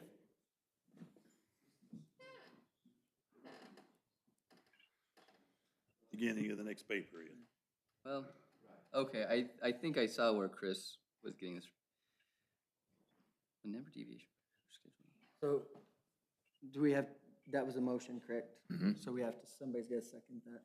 So, yeah. I'll second that motion since that way you can discuss. Okay, sorry. Yeah, I see where Chris is getting. And he might be right. I guess I didn't see that when we were talking about this earlier. So for temporary deviations, it's 72 hours for temporary deviations not to exceed 6 months. And 30 days notice for permanent deviations along with city council approval. Such notice shall not be required for emergency work. So if, That's all may not apply to the previous two, but if your opinion is that falls I don't know. secondarily, then it probably isn't necessary. I don't know that for sure.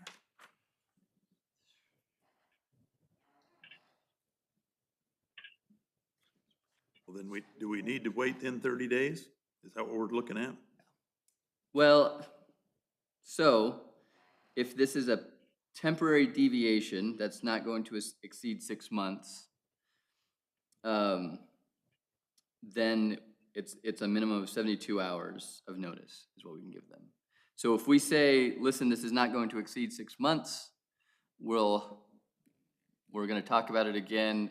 Probably we need to do it at the 4.5 month mark, because if we're going to make it a permanent shift, then we need to give them a 30 days notice at that point.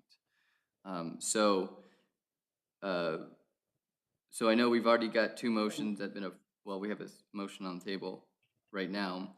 Perhaps we amend the motion to say that this is going to be a temporary change and it will not exceed 6 months, and it will go back on the agenda here in about 4 months' time to discuss it again, or prior to that. I think that'll be sufficient.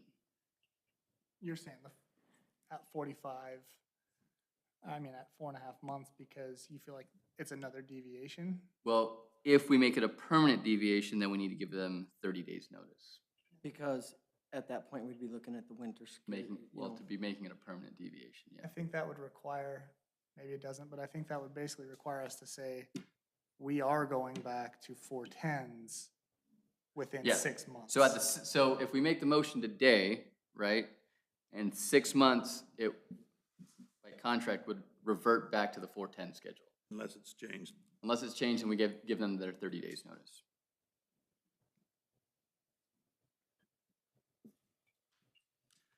So there's a motion on the table. It was never a temporary anyway, or it was never a permanent anyways, the way Steve described it. It was gonna be up to hiring that other employee. Joe, you're not coming in good. It's fine. I was just saying, I didn't think we're making that a permanent schedule change anyways. It was up until the hiring of a full staff again.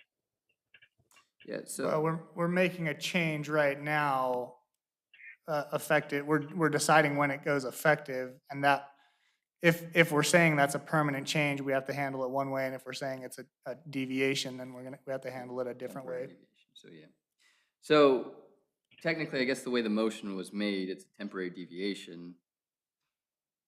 We just need to make sure we understand that It on, has to be revisited. on November, we'll just say 9th, it'll have to be revisited before then, or November 9th, it goes back to a regular 4:10 is what was scheduled before, so.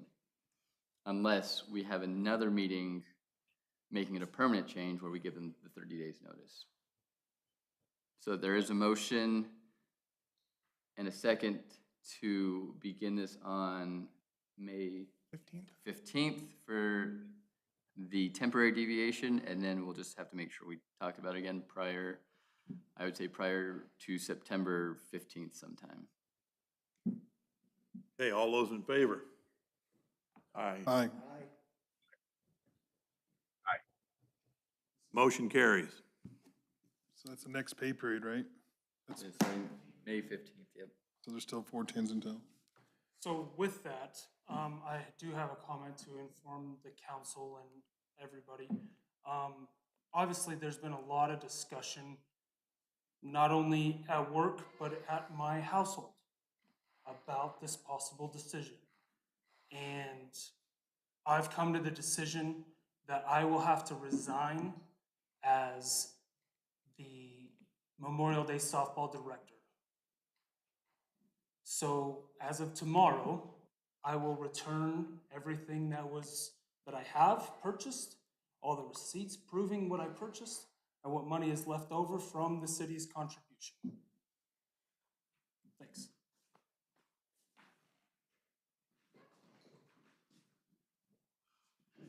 Okay.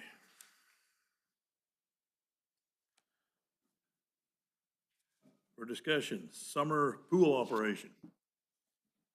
So this was one of the things that I brought up in the last meeting, and we decided to put it on the agenda and talk about it more, is the amount of money that would be saved just in wages on the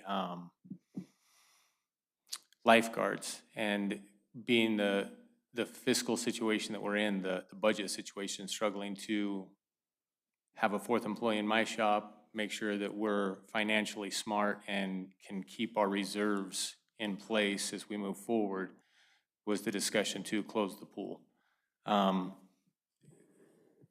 In that, there was a lot of things that I talked about. If we were to close it and empty it, we would have to replaster the pool. If we close it and leave chlorine in it to keep any algae or anything from building up, there will still be some expenses with it. There's a lot of things to discuss. I don't think it's worth discussing the maintenance of the pool until we've decided whether we're going to run it or not, if that makes sense. You got staff lined up enough to run it?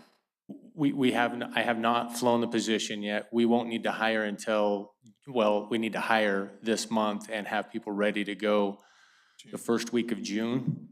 So we will be on a tight crunch, but before we flew it and started people getting excited for having a job, I wanted to make sure what we were doing first. Hey, this is for discussion only, but I think that we should open the pool for the citizens of our community. Okay. I agree with Councilman Rao. I know the pool's always been, something that keeps us under a little bit, but at our last budget meeting with Dan, he had said that, and correct me if I'm wrong, that there would be money in this year's budget to at least open it for this summer.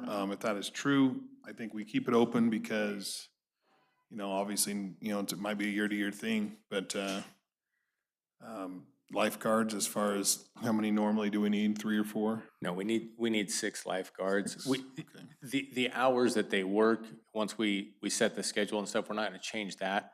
But because it's a summer job, usually for high school kids, you gotta have extra people you have to have 3 there all the time. You have to have 2 on the deck when people are swimming and somebody at the door. So you gotta have 3 there all the time. And then you just gotta be prepared for somebody to go to scout camp, basketball camp, cheerleading camp. Age, right? We looked at that once, I believe it was 15 and a half, but 15 and a half or 16. Okay. Yeah, we'll clarify that when we advertise it. Well, I can be the outreach person at the high school, and I'm more than willing to help sit in on interviews. Okay, If, Getting late, we need to advertise ASAP. you're correct. And with that said, depending on what happens here tonight, that can be done tomorrow on Facebook. I just got to cook some comments on this too. The pool that we have out here, it's a community thing. But if you go out there and you count the people that go in that pool, you have less than 5% of the people in this town utilize that pool. We got 1,100 people there. There's less than 100 people in this town uses that pool more than one time. You'll have 20 people that use it quite a bit, and you'll have 8 or 10 that use it every day. But that costs us about $40,000 a year for those people, and that's not making any money at all on it. That's costing us $40,000 a year. That's the way pools operate. That is correct. That's But we have, what I'm saying is we got budget restraints that we weren't working on, and so there's things to look at here, not just this stuff. Pool chemicals this year? Just as a discussion matter, I'm just saying. Yeah. The price of pool chemicals this year with the Caliente Youth Center, we were looking at that right now. And this week we did the barrel of chlorine that was I think it's a 15-gallon barrel. Last year we paid $160 for that barrel. The price we got this week is that it's $302 a barrel for that. So the costs last year were $40,000 to run this pool. We can see that there's at least going to be an increase. Just in the chlorine alone, you can see that that's gonna double that. Our costs are gonna go up at least another 10,000 plus, I would expect. I have not looked at chlorine lately, but I can tell you, like 6 months ago, I bought 50-gallon pails of chlorine tabs. And then 3 months ago, I bought 50-pound pails and then 30-pound pails. And the 30-pound pail 3 months ago was as expensive as the 50-pound pail 6 months ago. So it's trending and it's just getting worse, correct? But you have to put enough chlorine in it when it's closed to keep the algae from growing anyway, right? You're correct, yes. Unless we drain it. And that's one of the discussions, is if we close the pool and empty it, we can save even more money. Yeah, we closed them before and drained it, and they popped out of the ground. They've got that fixed. Yes, there's some pumps around it. That pool is elevated compared to what the old one was. There would be a lot of work put into that before we just went and drained it, yes. Hey, any more discussion? I think like Councilman LaVerry said last time that, if we get it out there, I know it's tough, but I just want to go on record. I think it's important, but like maybe we try it this year. We keep accurate records of who visits the pool, what the peak hours are. I know Grant says he already knows that, but I'll even volunteer my time one day a week or 2 days a week and just sit there and take money if I have to. So again, I know it's just discussion. Yeah. Well, with it being just discussion, we'll advertise it on Facebook for the job, and if we decide to put it back on as an action item, we may have to deal with things differently. Any more discussion?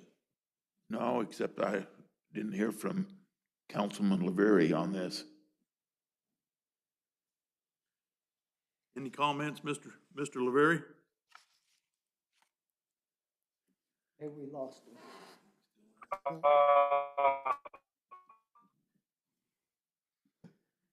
Joe, are you there? Still on, but.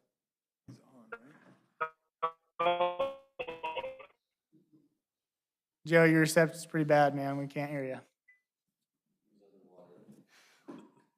swimming in the pool. Maybe. Okay. Okay. Then we'll move on. Discussion sanitation plan. Okay, so this one was where we discussed putting more dumpsters throughout town to save money in the sanitation department. I know with the calculations I did that if we cut out curbside service, which not everybody in town gets anyways, which is kind of a concern when you bring this up, is that I can save $16,000 strictly in man hours and probably more than that because the guy running the garbage truck, as he's doing his commercial route on Monday, could work it in there and probably do it in less hours than we're doing curbside, pick up all those extra dumpsters in less time than we're doing curbside currently. So with man hours, we can save minimum of $16,000. I know that's not a huge thing, but it does help our budget in some ways.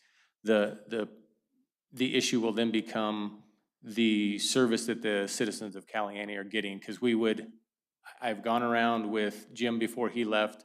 We drove the town, and I've got a map plate where we would put dumpsters, what sizes they would be, and we would have a dumpster, everybody within a block of a dumpster throughout town. And then they would have to take their trash each day or whenever they needed to out of their garbage can and haul it a block or a half a block to put it in a dumpster. The other thing that was discussed off to the side with some people is it could possibly open up an opportunity for a kid to start a job here hauling people's trash for them. They do it in Panaca and Pioche, where they pick it up at your house and take it to the transfer station for you so you don't have to do it. There's that opportunity for somebody to take advantage of if we do this. The other cost that we would have to look at is purchasing more dumpsters. And we're looking, the quotes I have are older, but we're looking at a minimum of, those quotes were $35,000, so it might be 40 or 45 now to purchase the new dumpsters, but we could use the ARPA funds to do that and then save $16,000 a year. In a little over 2 years, we would have those extra dumpsters paid for.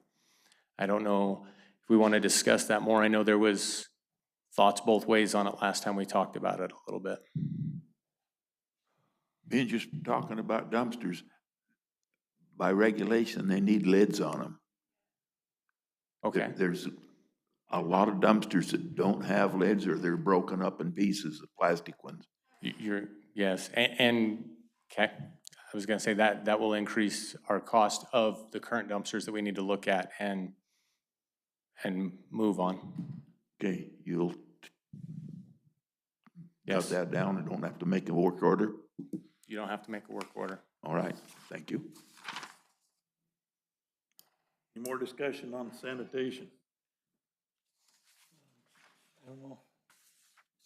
I want to bring that part of, I know Councilman LaVerry in previous discussions talked about with this sanitation plan that one of his biggest concerns is, and I understand it, is that the way the current rate structure is put together, every resident pays the same fee unless you have a business tied there. And some individuals in the city right now do not receive curbside pickup. They have to carry their trash down the street to the dumpster. And so I don't think that it's fair that we have some people getting curbside and some not, and it's at the same cost that way. And so that's why this kind of takes it to a more uniform standard, that there are garbage receptacles throughout town and everybody will have to deposit in those. And the furthest one would be no more than a block away from your home with the current plan that they've got. So it kind of makes it more fair for everybody across the city that gets there. Does the council have a desire to put it on the agenda as a action item?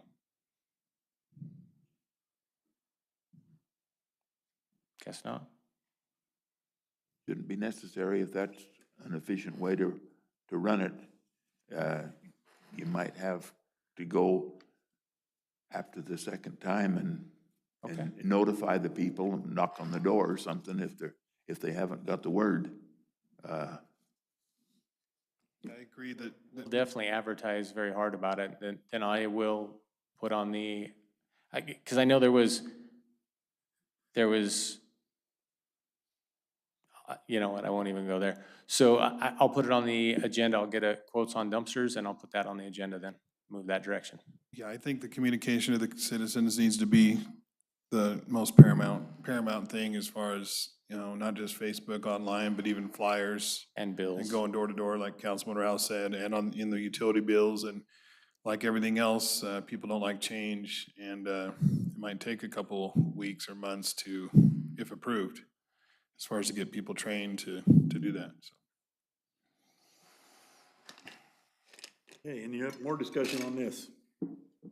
Maybe just one thing, because I know it's going to come up in just a minute when we talk about rates. So the discussion about the savings. I know that, Grant, you and I have talked about this, $16,000 roughly in man hours.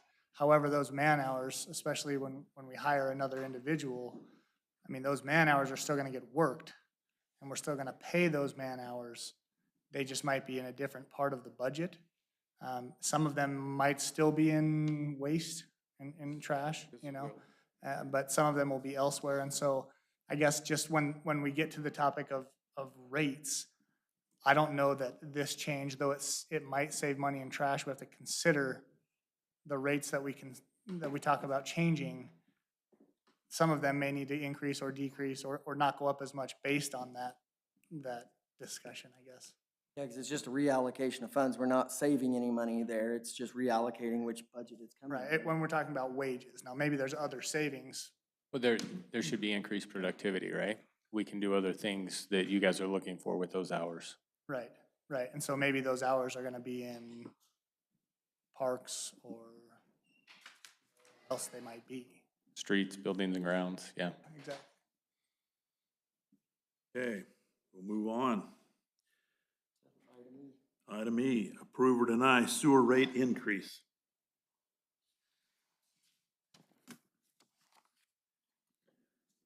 You have those numbers that we talked about last time, Craig. Yeah, so we had, I mean, during the budget meeting, we talked a lot about these rates, and Grant and I had talked about a rate increase that was somewhere around 10.8%. In discussions with Dan and the council, we also discussed the fact that even at that rate, we probably don't actually get out of the hole we're in where we're borrowing money from the electric fund. That technically has to be paid back at some time, and without an increased rate above, 14%, we probably don't cover our cost in that fund, nor do we ever pay back the borrowed money from the electric fund. What's the sewer rate now? The sewer is tied to water. No, that's just on commercial ones. Oh, yeah, that's right. I I see believe that it's every time. $32.50 a month. $32.50, yep. And with a 14% increase, that would change it to what? It's gonna be around 38. 37? I'll give you 3705. 3705. At 14% would be 3705.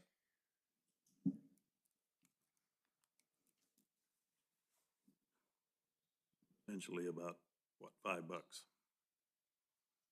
Yeah, 455.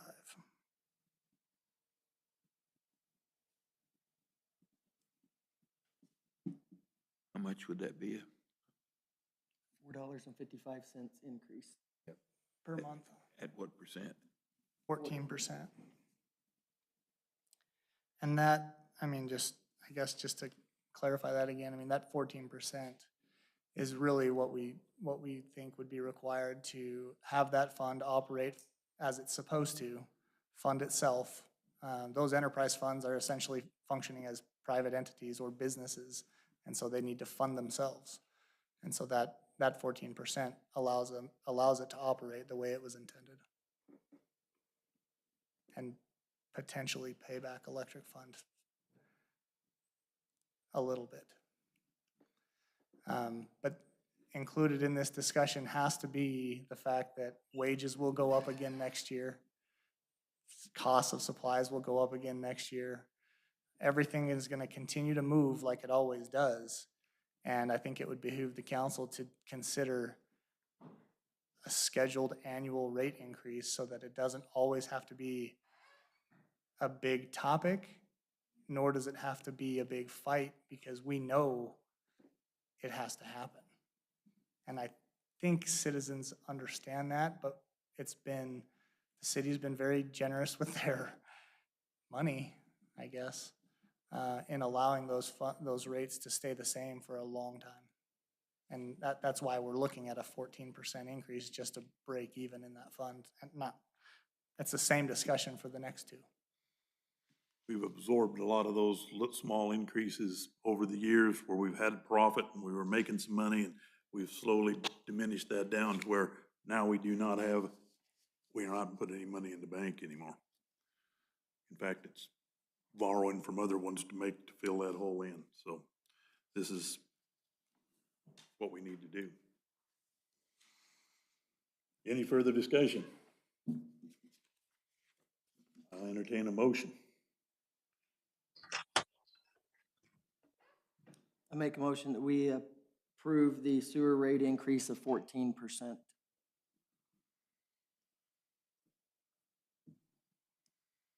Do I have a second? I'll second the motion. Okay, we have a motion and a second to increase sewer rate 14%. All those in favor? Aye. Aye. Aye. Those opposed? Aye. I think it's too much for our citizens. Motion carries. Okay, item F, approve or deny waste rate increase. So this is garbage. Again, same thing Craig mentioned last time. As things have changed, prices have gone up, wages have gone up, cost of maintaining the garbage truck have gone up. We're getting to where we can't afford to keep up with it. And I believe that rate was 14% as well. Currently, I just cleared my calculator, I apologize. My rate sheet on here is an old one. It doesn't reflect the rate change we made last year. What's the rate now? $9.90 is what I have on mine. Okay, It takes it to 3408. Too much.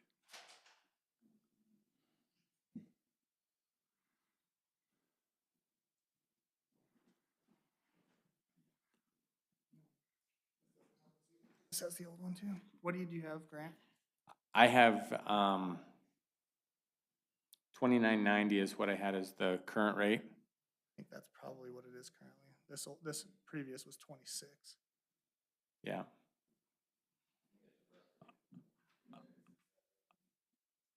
I think it's too much. I would suggest we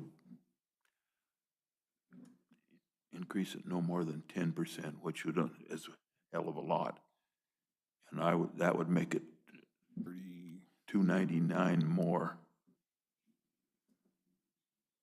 Still getting up there. $32.89 would be the amount. I guess the question, So I understand the feeling of it's too much. From a budgetary standpoint, we're choosing to operate in a hole. the other concern that we have is even at this rate, having talked with, I'm just gonna throw Dan under the bus, we have a major concern of inflation that we're not even accounting for, that is gonna make all of our service and supply budgets difficult this upcoming year. And we're not even accounting for that in this rate increase.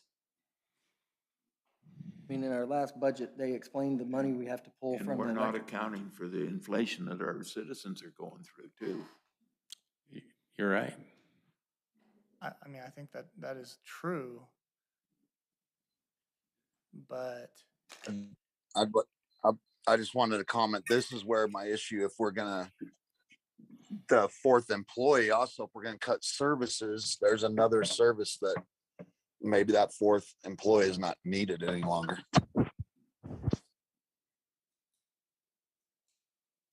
We're cutting services, so we should save hours there. So I don't think we need to go that 14%.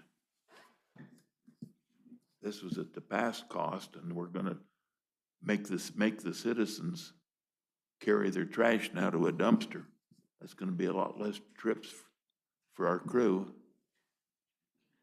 We should be I- able to save money on the garbage truck and on, I think our crew are sensitive enough that if they see a senior citizen that hasn't dumped theirs for some reason, whether it's they're handicapped or something, that they would take care of it on their own. They would stop the garbage truck. They're going down the alleys anyway. If they see something like that that needs to take care of it, they would do this.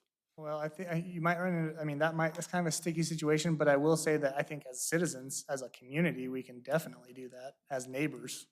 I don't know that you'd necessarily put that on the crew per se. I think that you Well, should if they're walk a really driving, if fine they're line. driving by it in a garbage truck, I think they do it anyway.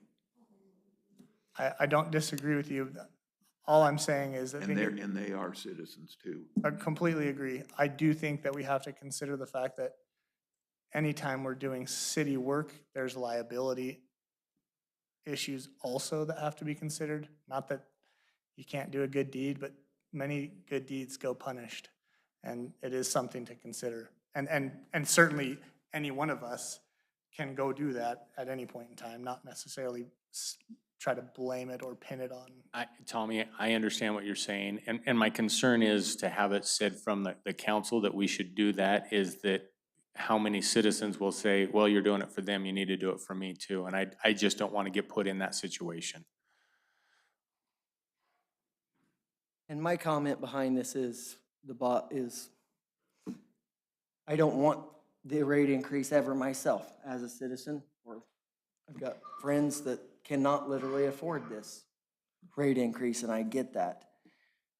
But as the city and as the city council, we're the stewards of the budget, and we're obligated to make this business. These utility funds are a business. They cannot operate in a debt like they have. The 14% does not even pay the loan that we have to pay back. We borrowed money from our electric fund to be able to pay this trash fund, and the 14% does not even address that problem. It just allows us this next year to break even on our costs of doing this.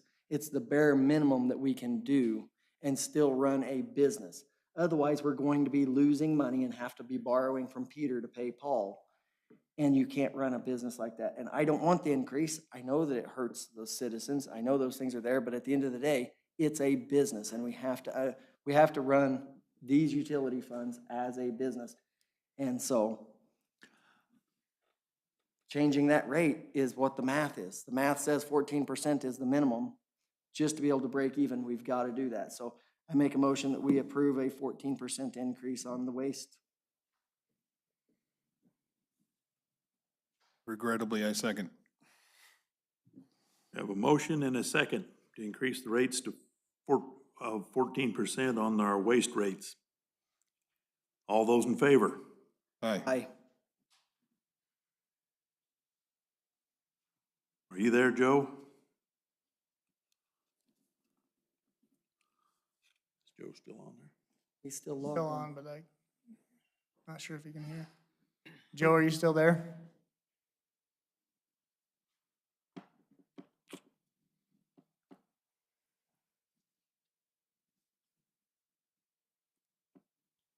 Those opposed? Aye, me, nay.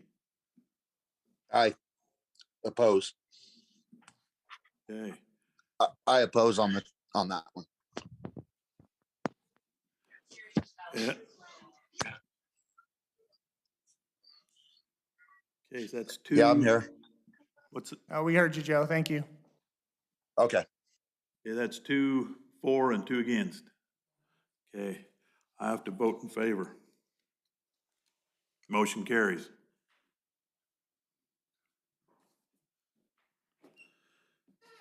G, approve, deny electrical rate increase. What's the present rate?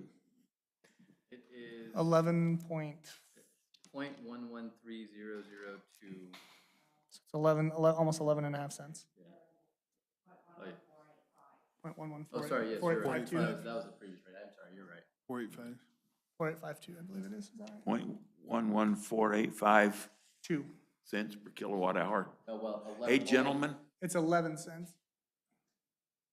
we had complaints about our lights going, street lights from the planning commission.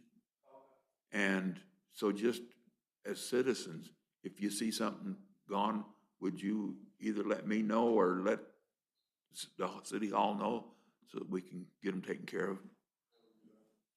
Street lights, around the parks or wherever they might be. The planning commission discussed it last night and made some complaints that they are a bunch more out. They got them fixed at one time, but there's still a bunch more that's flashing or only working part of the time. Anyway, if you guys could just keep your eye open at night when you're out. Thank you. So just to make it clear, it's 11.4852 cents per kilowatt hour. 0.852. 4852. 4852. We haven't had somebody from Lincoln County Power in a while at our meetings. Wasn't there something a while ago that there's a main adder line or something? We were supposed to be close to being paid off. Do we know the year on that, or was it next fall, or was it? We discussed this at the budget meeting. There's a little discrepancy, but we believe that the amount due by the end of this fiscal year will be roughly $66,000 on that piece that is added to our, actually, that's the loan. That's The mainline rate adder expires in, I wanted to say it was July. I thought it was it's coming up this really. summer. It yeah, was pretty July or quick. August, I Yeah, thought. so that piece of it will go away. I'm sorry, I was thinking about the loan. But yeah, that piece, it's a $9 charge, and that will be going away. Okay, I knew it was soon, so, okay. So that will help, that $9 Yeah, will that's help. what I was getting at. It's, And I think, so if we Gotta look be. at, what we discussed for electric for the rate was at least 10% on the electric rate. That is dependent upon, which we already approved, those other funds. So that rate will allow us to continue to function and not kicking money out to the other funds that are struggling then would put us in a much better situation with power. What would that amount to? 12.63372 cents per kilowatt hour.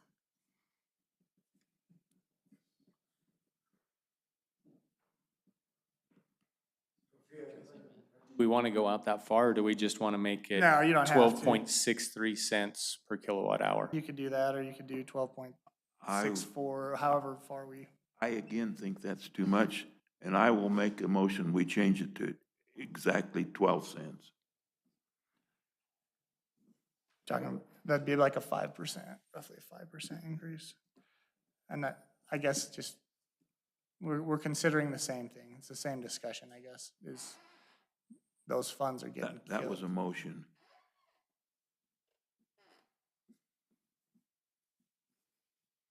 I'll second so we can discuss. Yeah, so I guess the same discussion, and I keep interjecting only from a budgetary standpoint, because I think that those rate increases, while, it's not gonna hurt, it's gonna help the budgetary situation somewhat, but it doesn't solve the problem. It doesn't turn that fund now into a fund that is funding itself and operating as it should. Not just because of the rate not covering what it needs to in the fund, but these other increases that we've discussed in the past. We've got a contractual obligation that has increased 4% since it started, and we haven't done anything with it. We have about, I think we said around a 16% on average wage increase in the electric fund, with no increase to that fund. And we will have that contractual obligation and pay rate increase again. The other thing is we had a 6% rate increase come to us. Right. So right off the bat. In order just to cover our increase, we're already looking at, 9%. I mean, with all of these increases, we figure at least 9% probably is not even there.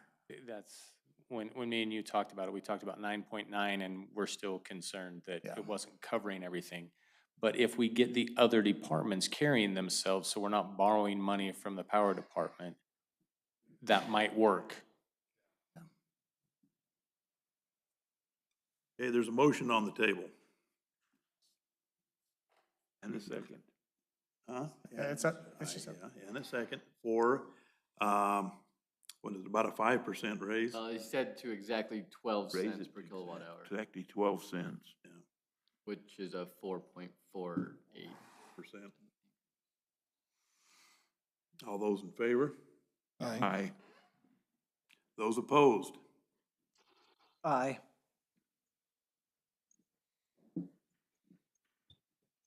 Are you there, Joe? Yeah, I said aye. Aye? So was that a vote Aye. in favor? In favor, in favor. Passes. so Joe, you were voting in favor of the move to 12 cents? Yes.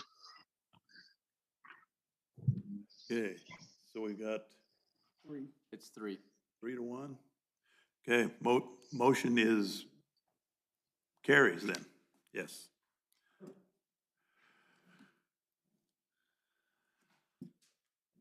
So we got an increase of, 4.5%, something like okay, that. At least that's a little bit for citizens.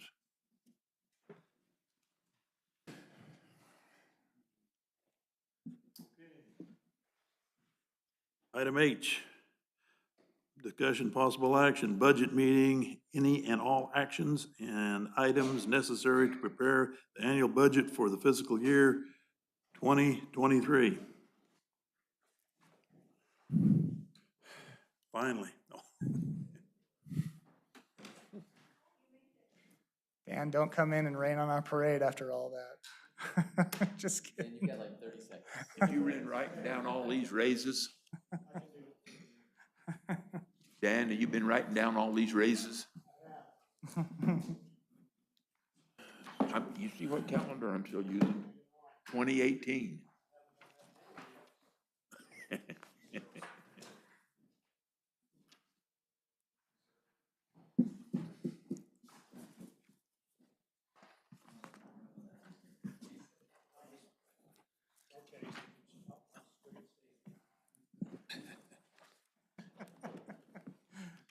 Best response you could have given.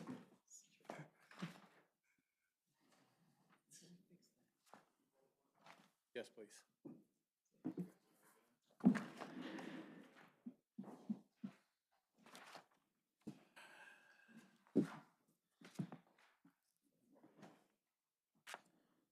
So you want the short version or the long version? Okay, all right. Yes. You know how I like numbers. I can talk all night if you want. Okay, so There's Joe. give us a.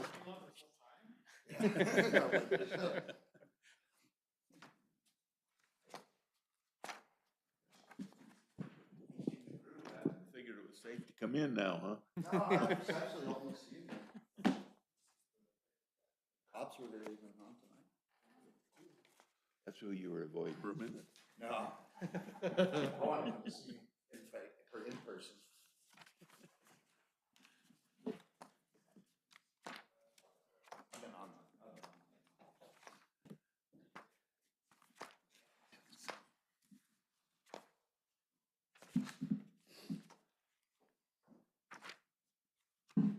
Page 11. Okay, I'm gonna kind of jump all over. I want to go to page 39A. I want to talk about the sewer fund first, just based on the motions that took place tonight and what I have here in the budget. So, based on the prior workshop that we had, I'll wait till you get to page 39A.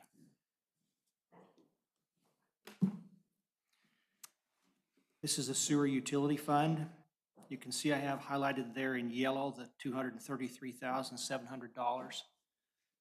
Okay, that's based on a 14% increase to the sewer rate, as was discussed at the last meeting, which I heard was approved tonight at this meeting. Okay. One other change that I've made, you see the other item highlighted in yellow. When I was here at the last meeting, I was informed that the health insurance was going to go up to $1,000 a month per employee, so that's been placed in here. Okay. I do want to add this comment. So the rate increase does help, but as everyone indicated, it doesn't completely solve every problem. Okay. I realize that's an awful big jump, but it's something that as the city council moves forward in the future years, are still going to have to be a look at this. This fund for the last several years has been borrowing money from the electrical fund to stay positive cash flow, okay? And so I think that's a great step. The numbers are still, they still need some work, and what this does, by putting the 14% in here, it brings the cash flow to a negative $1,667, okay? That shows on page 40. Page 40, it's highlighted in yellow. It's in the final budget column, and you can see that negative number there of $1,667 in yellow, okay? So that means there'll still be a slight, depending on how expenditures go. If expenditures are, better than what we think they're going to be, obviously that won't be a negative number. As Craig indicated, we're all concerned about what inflation is going to be, okay? I'm sure the electrical increase is going to impact this fund because of the 6% potential electric charge, but just so you can see where that fund is, okay, from there, let me go to the waste fund. It's page 41A. Now, I understood that for this fund also, the increase was approved at 14%. Okay? Now, this fund, that's a great move, okay? This fund still is going to continue to have problems. It's going to have the inflation problem. It has another issue that I don't think can be dealt with this year, because I think 14% is a pretty big hit for everybody to swallow, because I know everybody in this community is dealing with inflation also. But there's also the issue of ongoing maintenance of, I always want to call it the garbage truck. What's a more clean word to use? That's what it is. Okay, the garbage truck. Then the ability to replace that as time moves on.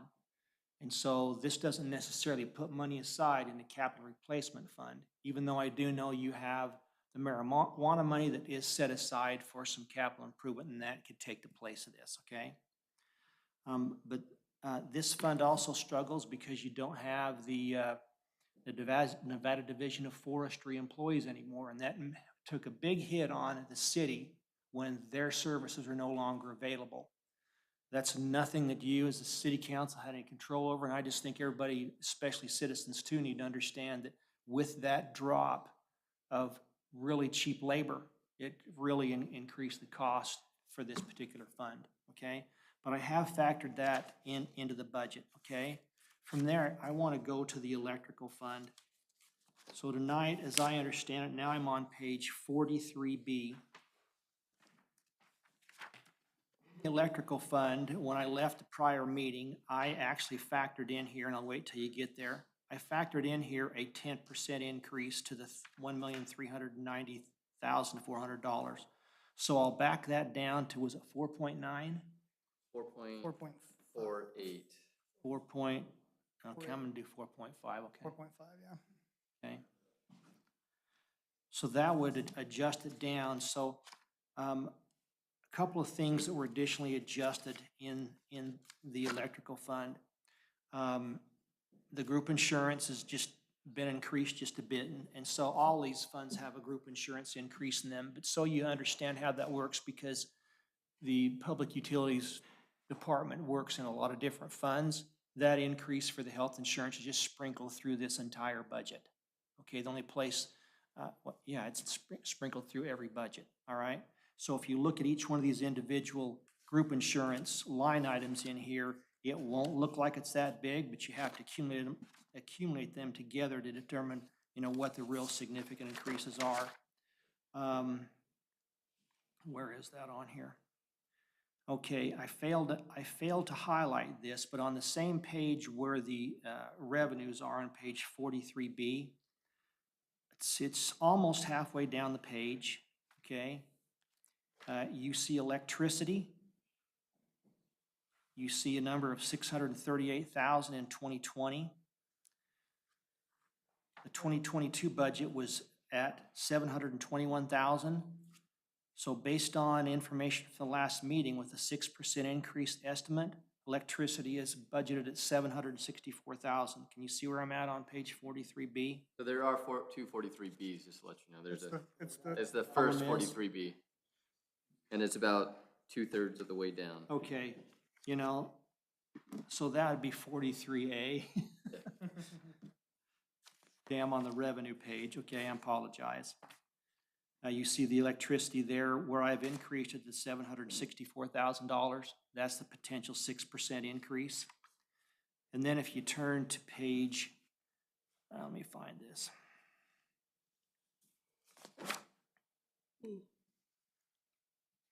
Oh, I'm sorry, just above that line, same page. Just above that line, it says service and supplies. It shows a budget of $315,000. Okay, this budget was increased.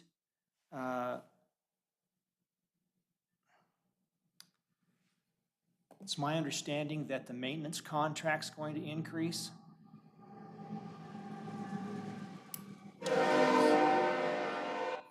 We have the potential for I believe up to a 7% increase on the O&M contract. Is that right? I will tell you, when Dave was in here, he said that 2% should work, and he said that even when we knew we were in the middle of inflation going on. And maybe he said 2.5%, but he did say that. So this current one we got, I believe it was,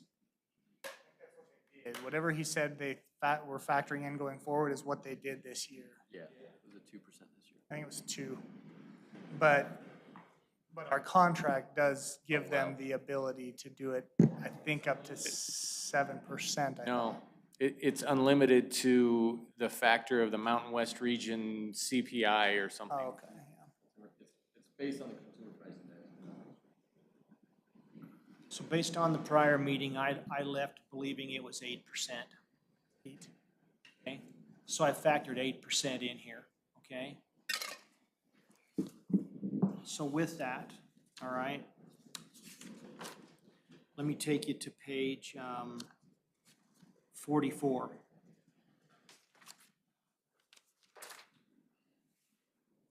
So page 44, bottom of the page, this shows you the cash flow of the electrical fund. And the third line from the third item from the bottom that shows in yellow, it shows the fund with a negative cash flow of $5,937. Now, you remember at the last meeting, that was much higher because of all the money that was being loaned to the other funds. And so with the rate increase and with the reduction of loans to the other two funds, then this is basically, from my position, cash flow neutral at this point, because $6,000 change in the cash flow or the cash balance from one year to the next isn't that significant. But it does show what Craig indicated is the raises in the other utility funds aren't enough to completely pay back these loans. It'll take a while to pay them back, okay? Dan, But can I ask you? I do need to make the change, though, to reduce the revenue in this fund, and so that will have an impact on this, because this is based on a 10% increase in revenue. So that will obviously change this number, and so I'll change that, so when we meet again, you'll be able to see what the differences are. And I think it's about $70,000 in revenue that we're gonna reduce, Mm-hmm. right? Is that what you calculated? It looks like 1.32 million. Okay. That will change that cash flow. So that will change the cash flow, and as I indicated at the past meeting, one of my concerns is just seeing the cash flow in this fund continually decrease because of the loans to the other funds. So that's something that you'll have to watch as you move forward into future years, okay? When you say watch, Dan, Worry about, sweat. what do you, I mean, the solution is cut costs or raise rates. Those are the only solutions, cut Right. costs or raise rates. And so what you're saying is because we're cash flow negative on a year-over-year basis, we're just cutting into any balance that exists until we don't have one, basically. So, That's what I'm saying. and so if we ever want to maintain a balance for other opportunities or expenses, we're bleeding still. You're not at break even, so you're still bleeding, okay? And so ultimately, you want to get to the point where you're at least generating enough money to at least cover the money going out the door versus the money coming in the door, okay? It was mentioned that, you know, for a few years, can's been kicked down the road. So the decisions you made tonight are moving to the point to try to deal with that, even though I know, as we sit here, there's a lot of people that live in the community who are on fixed incomes. I understand that. The problem that we're dealing with is that, you know, numbers are just a difficult thing. 2 + 2 are always 4 in this situation because there's costs rising on you constantly. It's just gonna, as time goes on, just become a greater burden for everyone to deal with inside the community. And I don't know how you get around this, because I'm not sure how you can cut your costs. That much, yeah. Even like I was listening, you know, you used to have an 8-man, you know, crew here. Now you're down to 3. You moved all the electrical over and had to have a contract signed with the Lincoln County Power District to come do that maintenance. Part of that was so that some of the costs could be more controlled and cut, but even with that, they have in their contract where they can raise it. And the only option for you is to pass it on to your customers, for lack of a better word. And if that doesn't, that's the only options I see. It's just a difficult time for all of us, okay? And so this fund is still gonna bleed a little bit, okay? I guess it's gonna bleed by, I guess, maybe $70,000 is what we're saying with 4.5%. That's what you just calculated then? Yeah, it's gonna reduce it by that much, you said? Okay. All right. You bet. 43B, services and supplies, 6140600. 73,000. Well, that's tentative, actually, it's bumped up to 93,000. It's like the middle of the page on 43B. Oh, the $93,397. Like, I read that as like services and supplies, like, can't we cut down some of the line items versus passing it on to the citizens on, like, maybe all those supplies aren't needed, or is that something that I'm not? Well, I definitely think that's something, well, I shouldn't answer. You go ahead, Dan. I was gonna say, it's definitely, yeah, I think it's definitely something that we want to look at. I mean, if we can reduce expenses anywhere, that's ideal. I mean, you always want to trim that fat, right? I mean, hopefully we're not spending money we don't need to spend. so why did we increase service? So the reason that's like that is because when we talked, and I'm pretty sure I brought this up the last time, some of these line items, we tried to go in there and we tried to estimate a inflation on service and supply costs of 10%. And so some of these, you're just gonna see a specific lineup. So that goes up exactly $20,000, basically, okay? Remember, inside these budgets, and it was brought up again tonight, there's a 4% raise that's included in this for the employees, because I'm pretty sure that's in the collective bargaining agreement, okay? So that's factored in here as well. And we tried to put a 10% raise in some of these funds, specifically in some of the utility funds, because we believe, based on what we're seeing nationwide, we just think that needs to be factored into this. Whether that's going to be enough or not enough, I don't know. Is the 8% going to be enough with Lincoln County Power? I have no clue if that's going to be enough. But you're absolutely right. If all these costs could be controlled a little bit more, then that would help. That 20,000 would help. I'm sorry, I'm giving you a long answer to your question. reason being, there's two services and supplies. One back at the top of the page, and There is. Should we talk about that just a minute? Okay. There are multiple service and supply line items in this budget. This goes back to Jerry, okay? And after I looked at this year, I thought, you know, maybe I need to sit down with Grant and look at this and say, do you want all these line items in here? If you remember, when Jerry was here, he really expanded the number of accounts that are used to account for these utility funds. He added many categories, okay? And so when you see all these various line items, some of them just have zeros. There's nothing in here, but he wanted to be able to tie things down to distribution lines, administration, operating. And so that's why you see so many service and supply lines. For me personally, but it's not my choice, it's the city's choice. I think sometimes when you have that much detail, you just lose where you're at, okay? But that's just me as I look at this, okay? That's why you see several service and supply line items in here. As an example, if you go to the top of page, well, there's 243Bs, huh? Let's go to the second page. And you see at the very top of it, it says shop and administration expenses. Well, these are the expenses that are basically where you take all of the people who work with and for Grant and his department, and where you have items that affect all the utility funds, they're all thrown into this category of shop and administration and then sprinkled between all the funds. Now that one section I'm okay with, but you go down a little bit further, okay? And I kind of hit it here, but there's also a distribution expense in here, and it shows a 0 right now. But that's where Jerry wanted to be able to track costs based on distribution costs. Okay, like I guess that'd be for electrical For power the lines. distribution lines, yeah. The problem is there was no manual with this when I got here, and I don't know what he had planned out for all those funds and how to assign something to the right account there. So that's the problem, is somebody had a game plan but didn't leave that plan in writing somewhere when they left. So what I guess I'm saying is I'm good with closing those services and supplies down. It's a real time consuming process to do the detail that Jerry wanted. And I feel like right now you don't have the staff in this building to be able to do it at that level.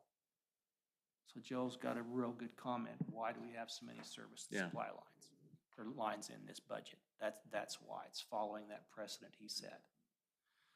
So how about, if you're okay with this, how about I take every one of those and I just break them into two pieces? The operating piece and then the overall administration piece, where we take everyone who's works in that department and just have two departments, which has two service and supply line items instead of like 5 or 6, and two salary line items. Are you okay with that if I do that? Okay. You okay with that, Craig? Yep. Okay. I think that. Have you? Okay. Okay. Yeah, well, we need to simplify this in my opinion, okay? So those are the utility funds we've made changes to. I'm gonna go back and I'll correct the electrical fund to the 4.5%, and then I'll condense all these so it's, in my mind, easier and for each of you to, it'd be easier for you to be able to manage and we can discuss it, okay? I want to go to some other funds that we talked about that were issues, because I don't need to go to the mosquito fund unless you want to tonight. I don't need to go to the building fund unless you want to tonight, because those funds are whole and the water fund is whole. So from there, I want to go to the general fund and talk about issues that we had in the general fund when I came last time. So the general fund starts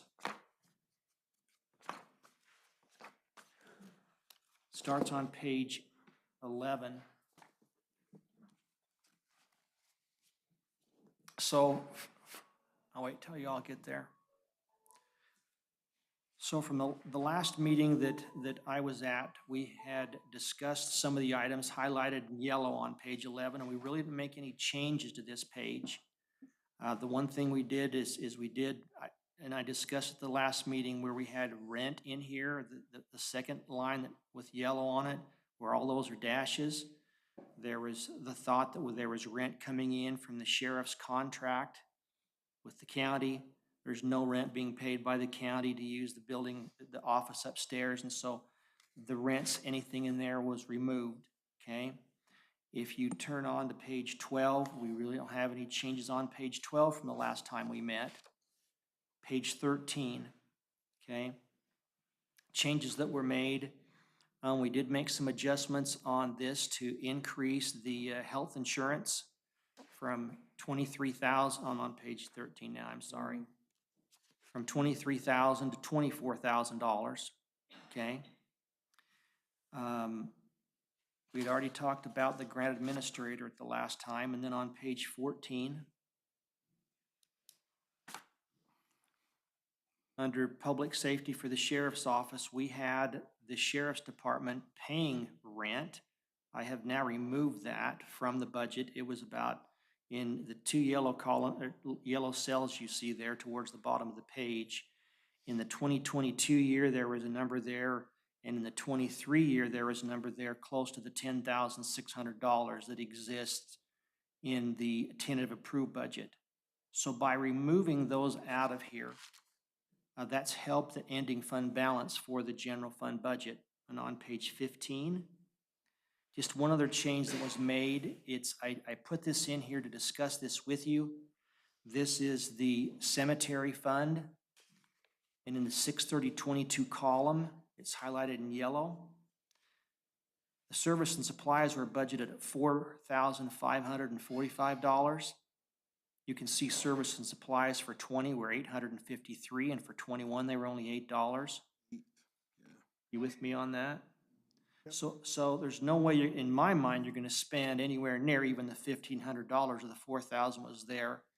I removed $3,000 out of this budget.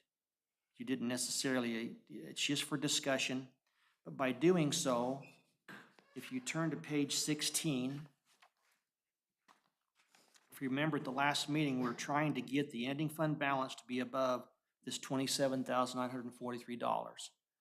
So I'm making the adjustments that I've made, and by eliminating a third of the way down the page, we had this contingency line item. We had about $15,000 in there. Now it's highlighted yellow. It has 0 in it.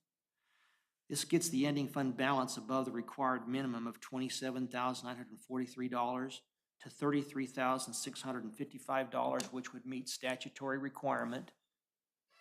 And this budget could be filed, okay, if you want to, as is, because you meet that minimum requirement.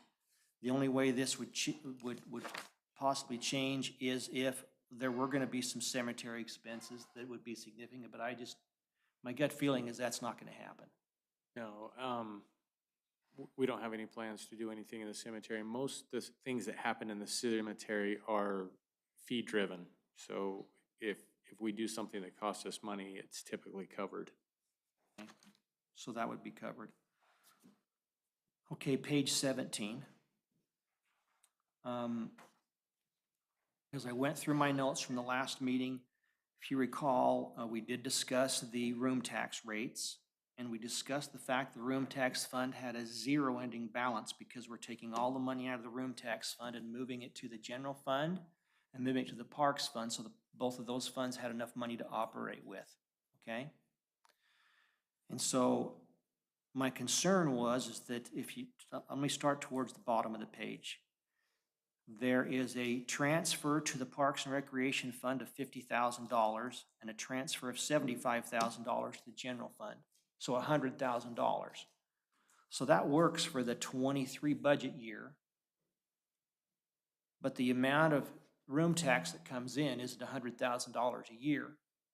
So this only works a one-time basis. So this still creates a problem for the general fund and the Parks Fund in the 2024 year. Because we're basically eating up all the money inside the room tax fund in this 23 budget year. Does that make sense how I'm saying that? So this is still an issue. It can be dealt with for the 23 budget year, but it's still gonna have to be looked at for 24. Unless expenditures turn out to be far less, okay, in the 22 year. But we discussed at the last meeting possibly raising room taxes or raising the budget to meet when I came the last time, the budget for room taxes for 22 and 23, the revenues were estimated at $70,000 for each year. I just changed it to 80,000 for our discussion tonight because the prior 2 years show you're bringing in more than that amount of money, and 80,000 looks reasonable to me compared to the 20 and 21 year. If that's the case, that gives us an ending fund balance at the bottom of this page of $20,000 to carry over into the following year. Do you see where I'm going with that?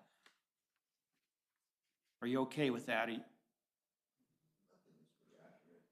Okay, okay. So that will still help. Moving into the following year, that means if the following year you brought in 80,000 and 20,000 carry over in fund balance, then that would help the problem going into 24. Because technically you'd have $100,000 to roll into 24, which is probably what you need to continue to take care of the general fund and the park fund. Does that make sense how I'm saying that? Okay. What's your guys' room tax rate right now? 10%. What is it county-wise? We just upped it. I just text Robin to see what, I can't remember what we upped it to. I think it might be like 7 or 8. I'm not 100%. That 10% is our rate. There's the mandated 1% through statute. So we go. So 10% is what they collect from the people that stay there. They collect 11. Oh, they collect 11, okay.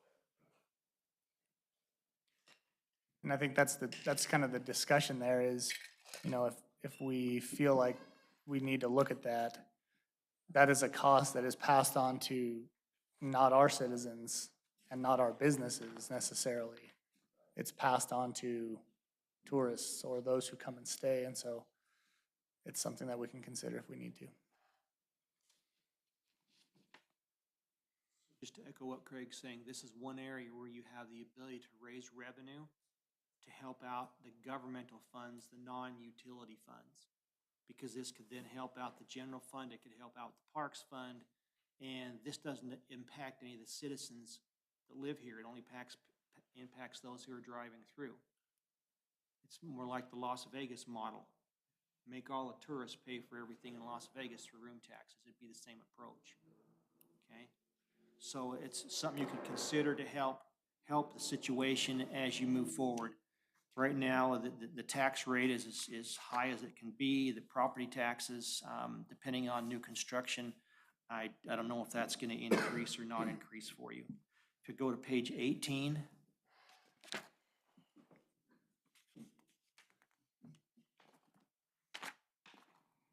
Okay, I'll try to move this along here. It's getting a little late for everybody. So, page 18, Meadow Valley Industrial Park. I was under the impression when I was here last time, as we discussed this, that you'd sold a piece of property for $21,000. See it highlighted in yellow? Is that at the industrial park? Okay, and that you were going to incur costs of $63,000 to have some work done there. So there could be some additional, I'll just say, Power line stuff, yes. would possibly create additional rental income for you, okay? Sure. So I put that 63,000 in here, okay? Based on that, for the final approved column, the available money to carry forward and spend into 23 would be $39,375. It's set up so that that is all available to spend and bring you to a zero ending fund balance. That doesn't mean you're going to spend the 39,000, but just to have that discussion, okay? So the 63,000, because it was 80-some thousand for the upgrades. And we did half here, and then the rest was dirt work costs and things like that. Okay. So am I short? No, I think you're right. Right. You're right. I was It's just, 40,023, so I've got that wrong. you're right, then. yep.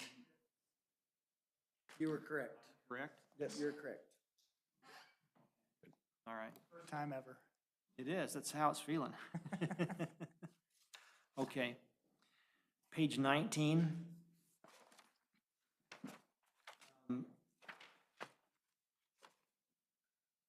I'm under the impression that you have $26,000 that you have available from RTC. You didn't necessarily say put it in the budget, but because you indicated to me that it was there available, and there was discussion concerning this, you can see I put the $26,000 in as revenue for the streets fund. Okay, and then if you go to the next page, page 20, okay, I just put the same $26,000. It's almost right in the middle of the page as a capital outlay of $26,000, because I assumed that would be used for a specific project here at the city. Is that, or I still need to confirm the revenue side of that for certain, but I think that's the appropriate way to handle it right there. Yes. okay. All right.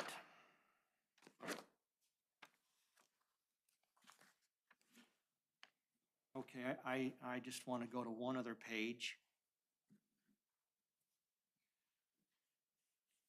This is just page 23. This is just the Parks Fund. Swimming pool was discussed tonight, and the plans to go ahead and open the pool, okay? This really has no changes on it from the last time we met. So once you get there to page 23, I guess there is a little bit of a change related to health insurance, but it's not significant. But you can see that right now for the pool budget, it's sitting at $31,080. It's a little more than halfway down the page in total. Do you see the number there? I'm just concerned about some of the comments I heard tonight about chlorine costs, things like that. And when I see this budget, I don't think there's enough money in here for, you know, the amount of the additional costs. And so I would just suggest that this fund has $4,200 that's carrying over at the bottom of the page. I just think from the position you're in, if it's me, I'm gonna budget that entire $4,200 just so I have a buffer, so that if I need extra money for the pool or the parks, I would suggest you put that into a service and supply line item and have it available to spend, because if chlorine's gone up that much, I think you're gonna need at least a couple of thousand more in this budget. That's my feeling. I just want to point that out to you. You don't have to decide that tonight, but that'd be my recommendation. Okay?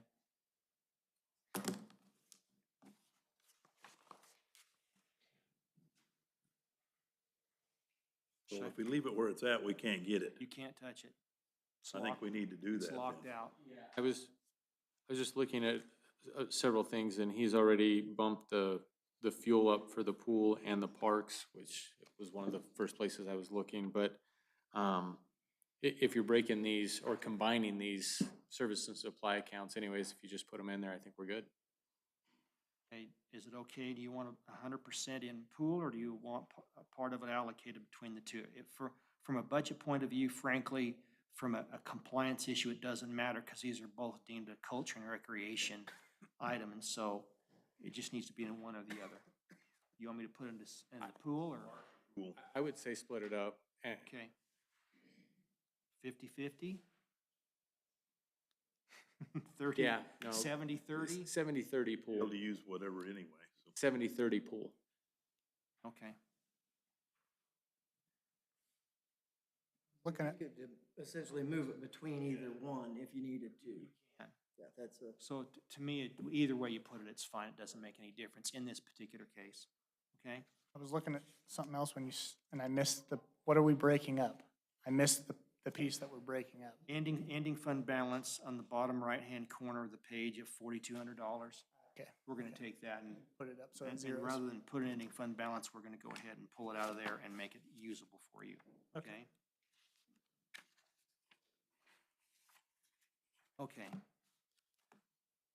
I could stop right there if you want, that'd be fine, okay? Or I could keep going, but we're good? Okay, I can go all night. so, Come out with a balanced budget for us.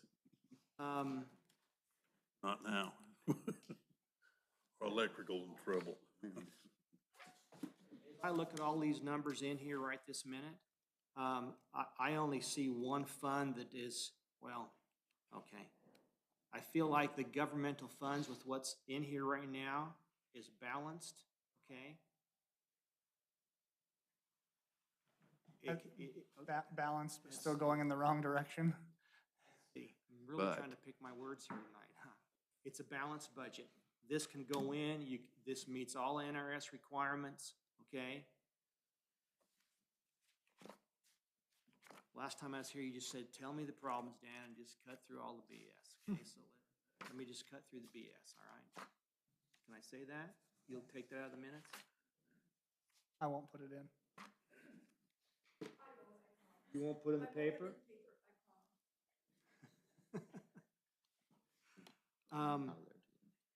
Leave me out of there. Okay.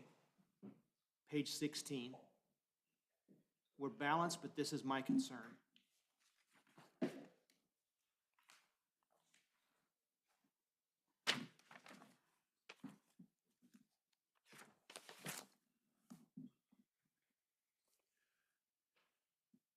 Page 16, my concern is that the ending fund balance for the city has dropped dramatically since June 30th of 20. A few years back, the city was before the Department of Taxation because this balance was so low, or it was below the minimum, and there was a lot of effort put to get it back to where it needed to be.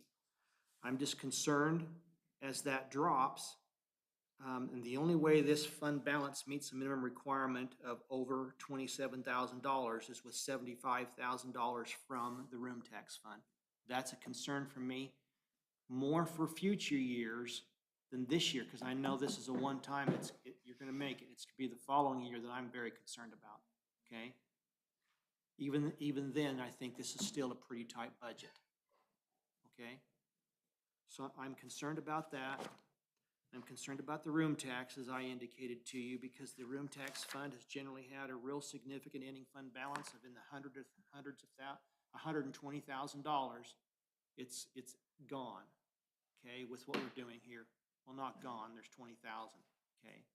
One of the changes that we were looking at making that we haven't discussed yet, but we talked about it earlier this week, was to save that. We've got one position that we're looking at right now. It's a full-time position, and we have moved that heavily to the parks, and it's gonna take that fund.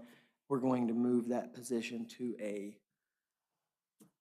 lot lower time position. It'll be to 1,000 hours a year on that one, correct? That was our discussion. Discussion. The discussion in order to save that parks fund and to cut some of that $75,000 to put that back into there. Okay, and then I got two county commissioners behind me, so I gotta be careful how I say these next things, okay? Now we know why they came. So, they're, full disclosure though, okay? So another concern that needs to be addressed in the 24 year, okay? So right now, the city has received this, I'll just call it COVID money, okay? Right now, you have an agreement with the county to pay $175,000 a year for 2 years for public safety. That was 1 year. 2-year agreement. And the third year goes back to 100. Got us. And the third year, it's my understanding in talking to Mr. Frainer, it goes to 100,000, okay? Right now, the 175,000, it's that a significant amount of that is being picked up with the CARES Act money. 100,000 Could of we it. pay a night guard instead of sheriff's department? Better service? Yeah, we just get some guys out on the street. 20,000 a year. So, I mean, the truth of the matter is it's gonna go to 100, and right now, Right now, we're accounting for 75,000 in our budget. Yeah. So it's gonna, 75,000, it's good, you've agreed to 100 once this 175 goes for 2 years, you've agreed to 100, okay? My future concern is that's being supported with the CARES Act money. Not knowing how much CARES Act money you still have and how long that's gonna be available to you, because there's gonna be a point in time where it's not available. Then that extra 25,000 in your budget then becomes a significant issue for this fund, because the only source of revenue you can see is to get an extra transfer from the room tax fund. Now, that's not a problem for the budget year we're talking about right now, but you need to be aware that it's gonna become a budget problem for a future year. the following year. And it'll be, you follow where I'm going there? Yeah. Okay? So, just so I can point that out to you, you said, where's, let's get straight to it, Dan, so that's. We'll one of be my going to concerns. the county to get bailed out.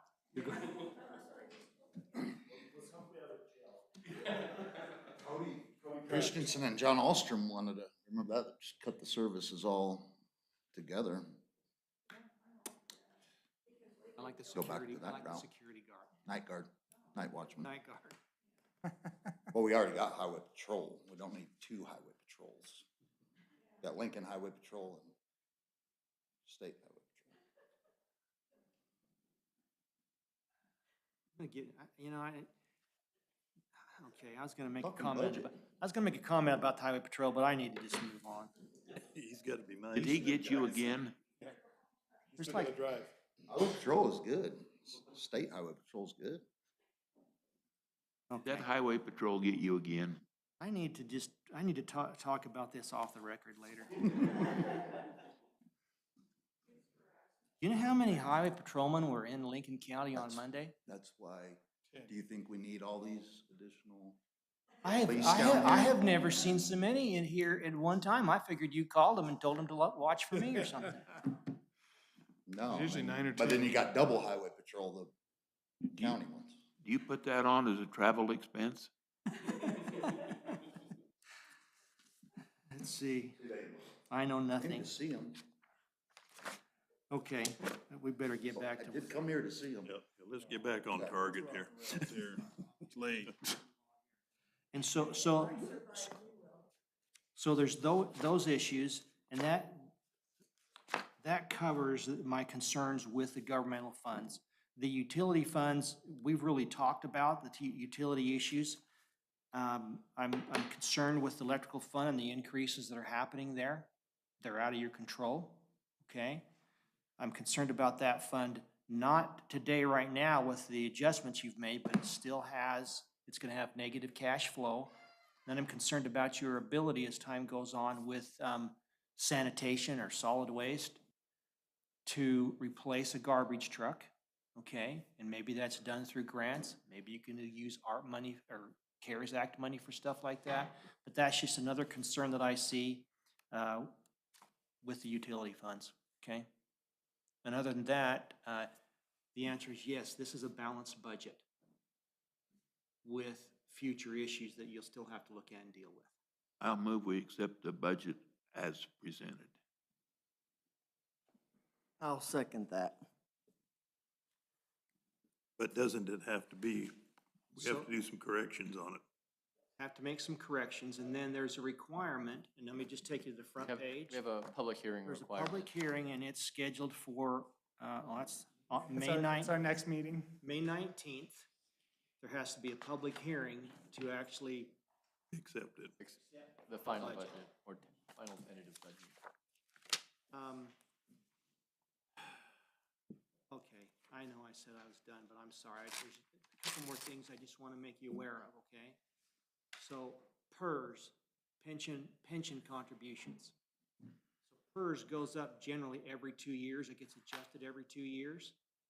So in 2024, I expect that PERS rate to go up again.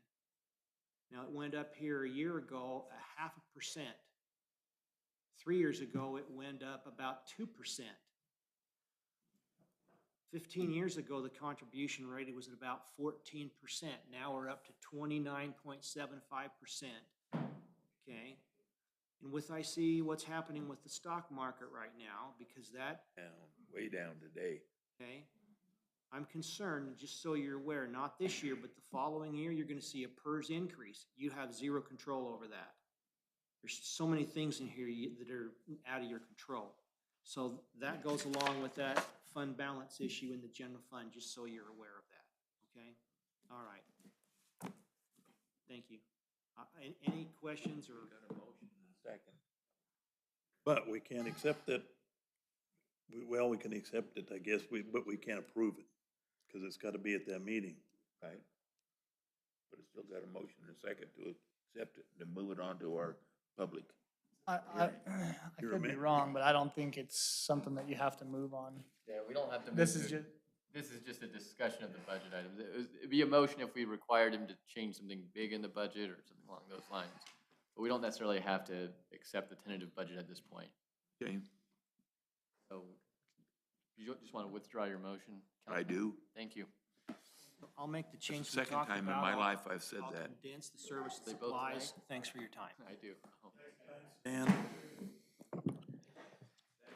Dan? Okay. And we get a refund if we return the other copies that you give us? $2.19 per binder.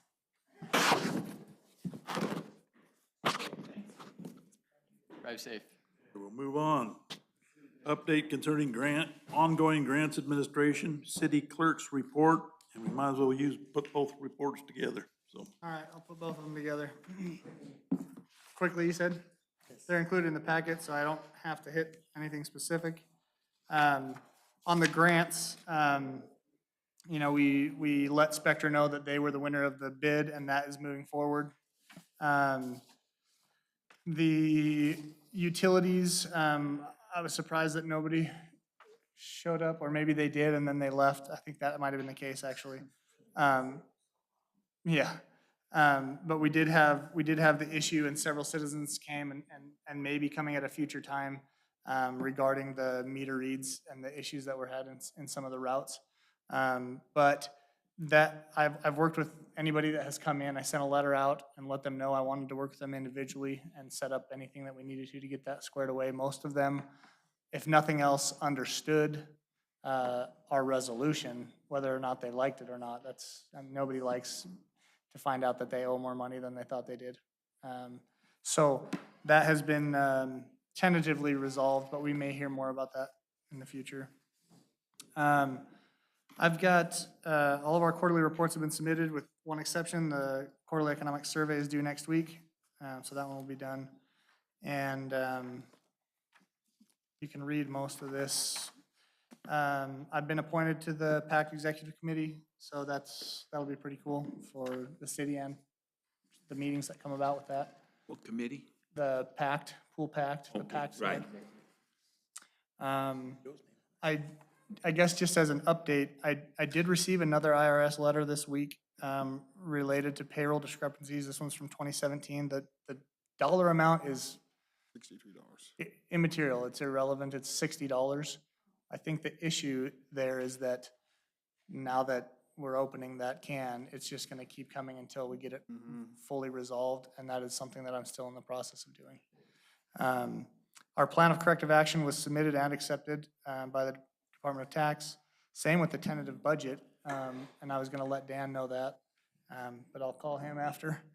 And other than that, unless you have any questions, I'll leave it at that for now. Can you go into detail on the NDOT thing that I'm looking at? Oh, yeah, I can. So there is, and Grant, you probably know more about this than I do, but I did receive a call from NDOT. There is an agreement that we have where they're going to provide $500,000 and the city crew. We will have to hire temporary help inside that grant, but yes. Okay, and we're going to do some work to clean up the Meadow Valley Wash, or a section of it. Yes. That contract or agreement expires on June 30th of this year, and it took a long time for them to get permits and other approvals to make it happen. So they have sent me a new agreement that they would like us to sign, which just allows us more time to complete that project. And I don't remember Chris's last name, but he's the, gonna do it. NDOT is the one that's funding it, and we are gonna be responsible for the work. When you say get more time, but is that something we want to, like, not next year, but soon? Why it's the summertime, like before we get another flood Yes, event? so I gave Chris a bunch of the information. I don't remember Chris's last name with NDOT. And he was gonna work on permits for me. That was part of the deal. And he is having a problem getting them. And then I've got to do more on my end with, he wants some changes in the plan, I believe. But one of the things that this will help us do is if we get the flood control plan, that will be money that we could use to match for our flood control plan down through the middle if we do this end of it. So, yes, it extends it, but I still want to get it done. It would be nice to have a fourth person in the shop, but we'll hire temporary help as well to do it. Even if I had a full shop, we would be hiring temporary help.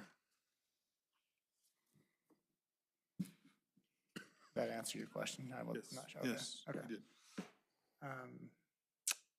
Any other questions for the clerk? Okay. Public Works Manager. Okay, I gave the report to Craig, and he got it in all your packets to try and keep it brief, hit the highlights. We read meters, both water and power. The major sewer plug we had could have been a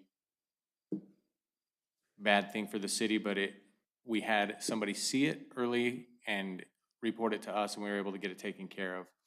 I don't know if you guys remember the serious power outage 2 weeks ago. One morning, we had the power out in all of town. It was a tree fell on the main line between the Antelope Canyon substation and our substation.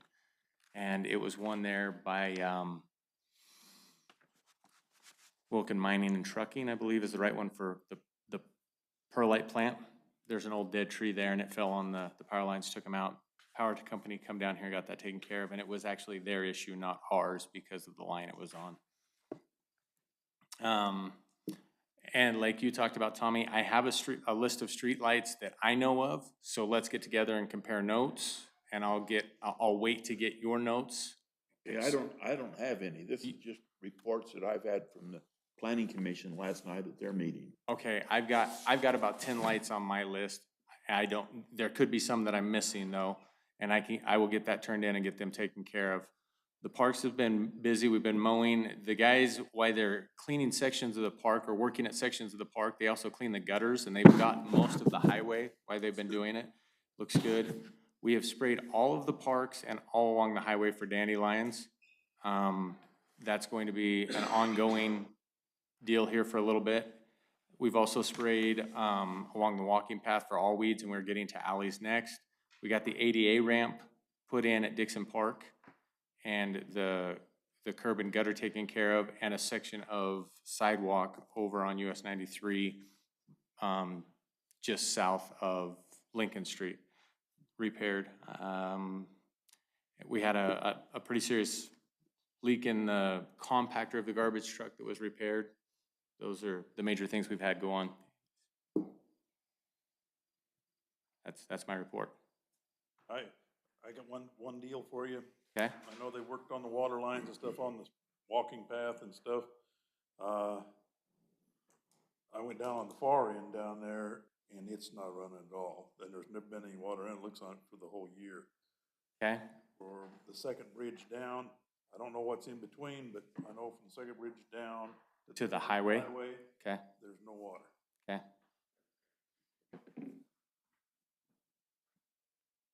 I think the Rose Park's looking really good. When I drove over here today, the grass is as green as I've ever seen it. And I think those guys that are working the parks, those curbs on 93 look really good.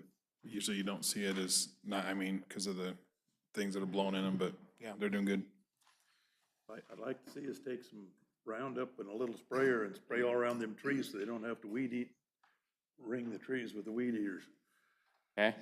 All the little ones, or most of them, are all dead now because of that. So I think we need to look at talking to Joe about getting some trees to replace some of them. I got too. 5 trees today from them. Did you? Mhm. Okay. I noticed down along that walkway, there's a lot of dead trees. So we need to start looking at replacing some of them as we go. Okay. I'll make this quick on that. We have another option on those additional trees there. Okay. But that'd be more like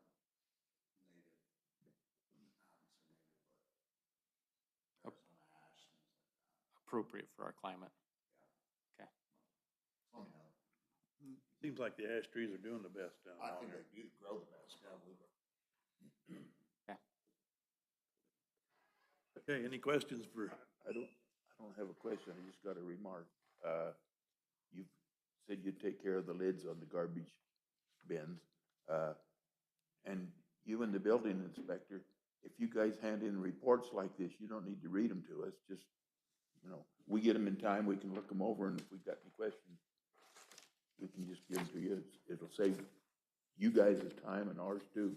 Okay. But we'll have them to go over ahead of time, unless we do have a question. any questions for Joe, or for Grant?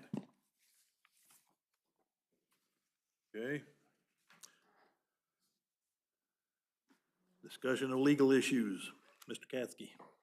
I'll be quick about this. There's going to be a discussion of whether or not the city council wants to potentially pass an ordinance codifying accessory building guest houses on the May 19th meeting. It was approved, some language was approved through the planning commission yesterday, so that'll be on the next agenda, just to let this board know. But that's it. I spent a lot of time with Craig this week. That was at a request of the planning commission. My request. Any questions for our attorney? Okay, building inspector's report. So according to Commissioner or Councilman Rao, here's my report. Read it. If you got any comments, my phone number's there. Call me and let's talk. Best report we've ever heard. I'm gonna start doing that with my report.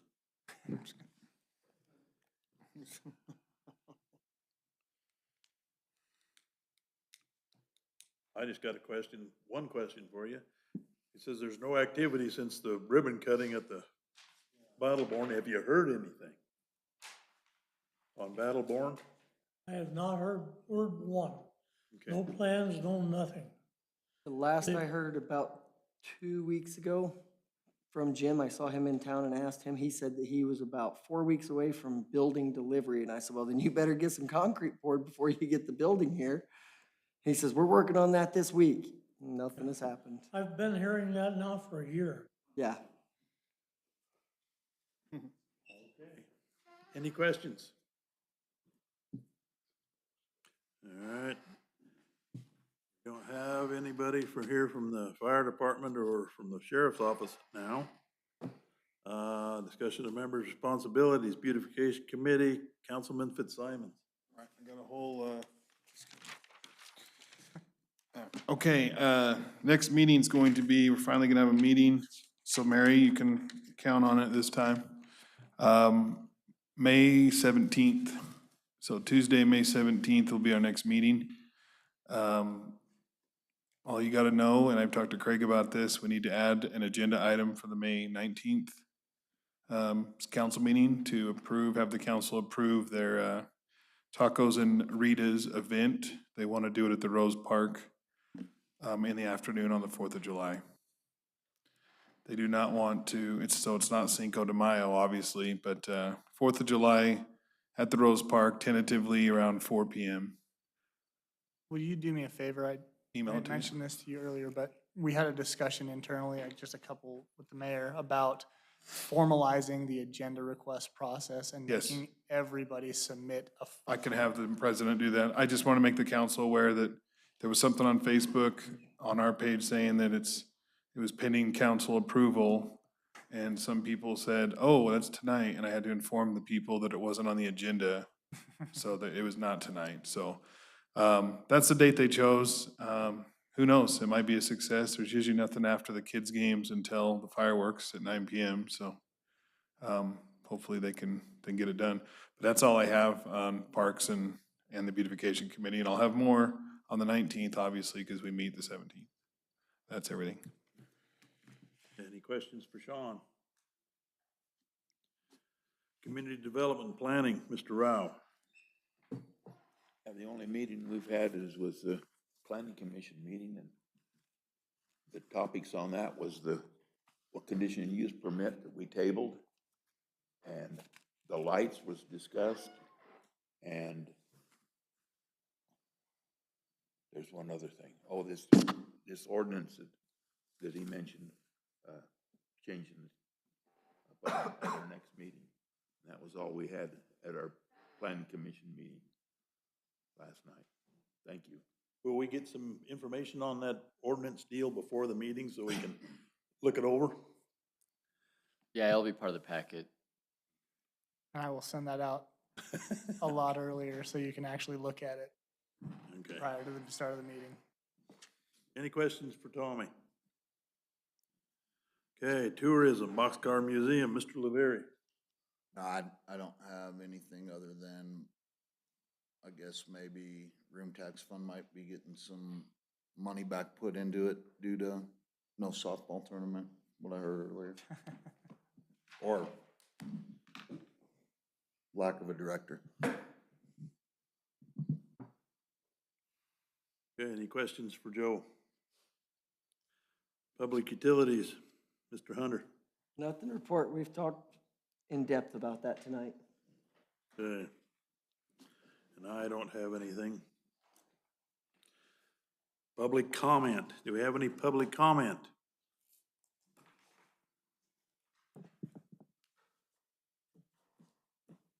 Okay, scheduled date and review agenda topics. So May 19th will be the next meeting, 6 o'clock. We're gonna have the budget hearing as well that night.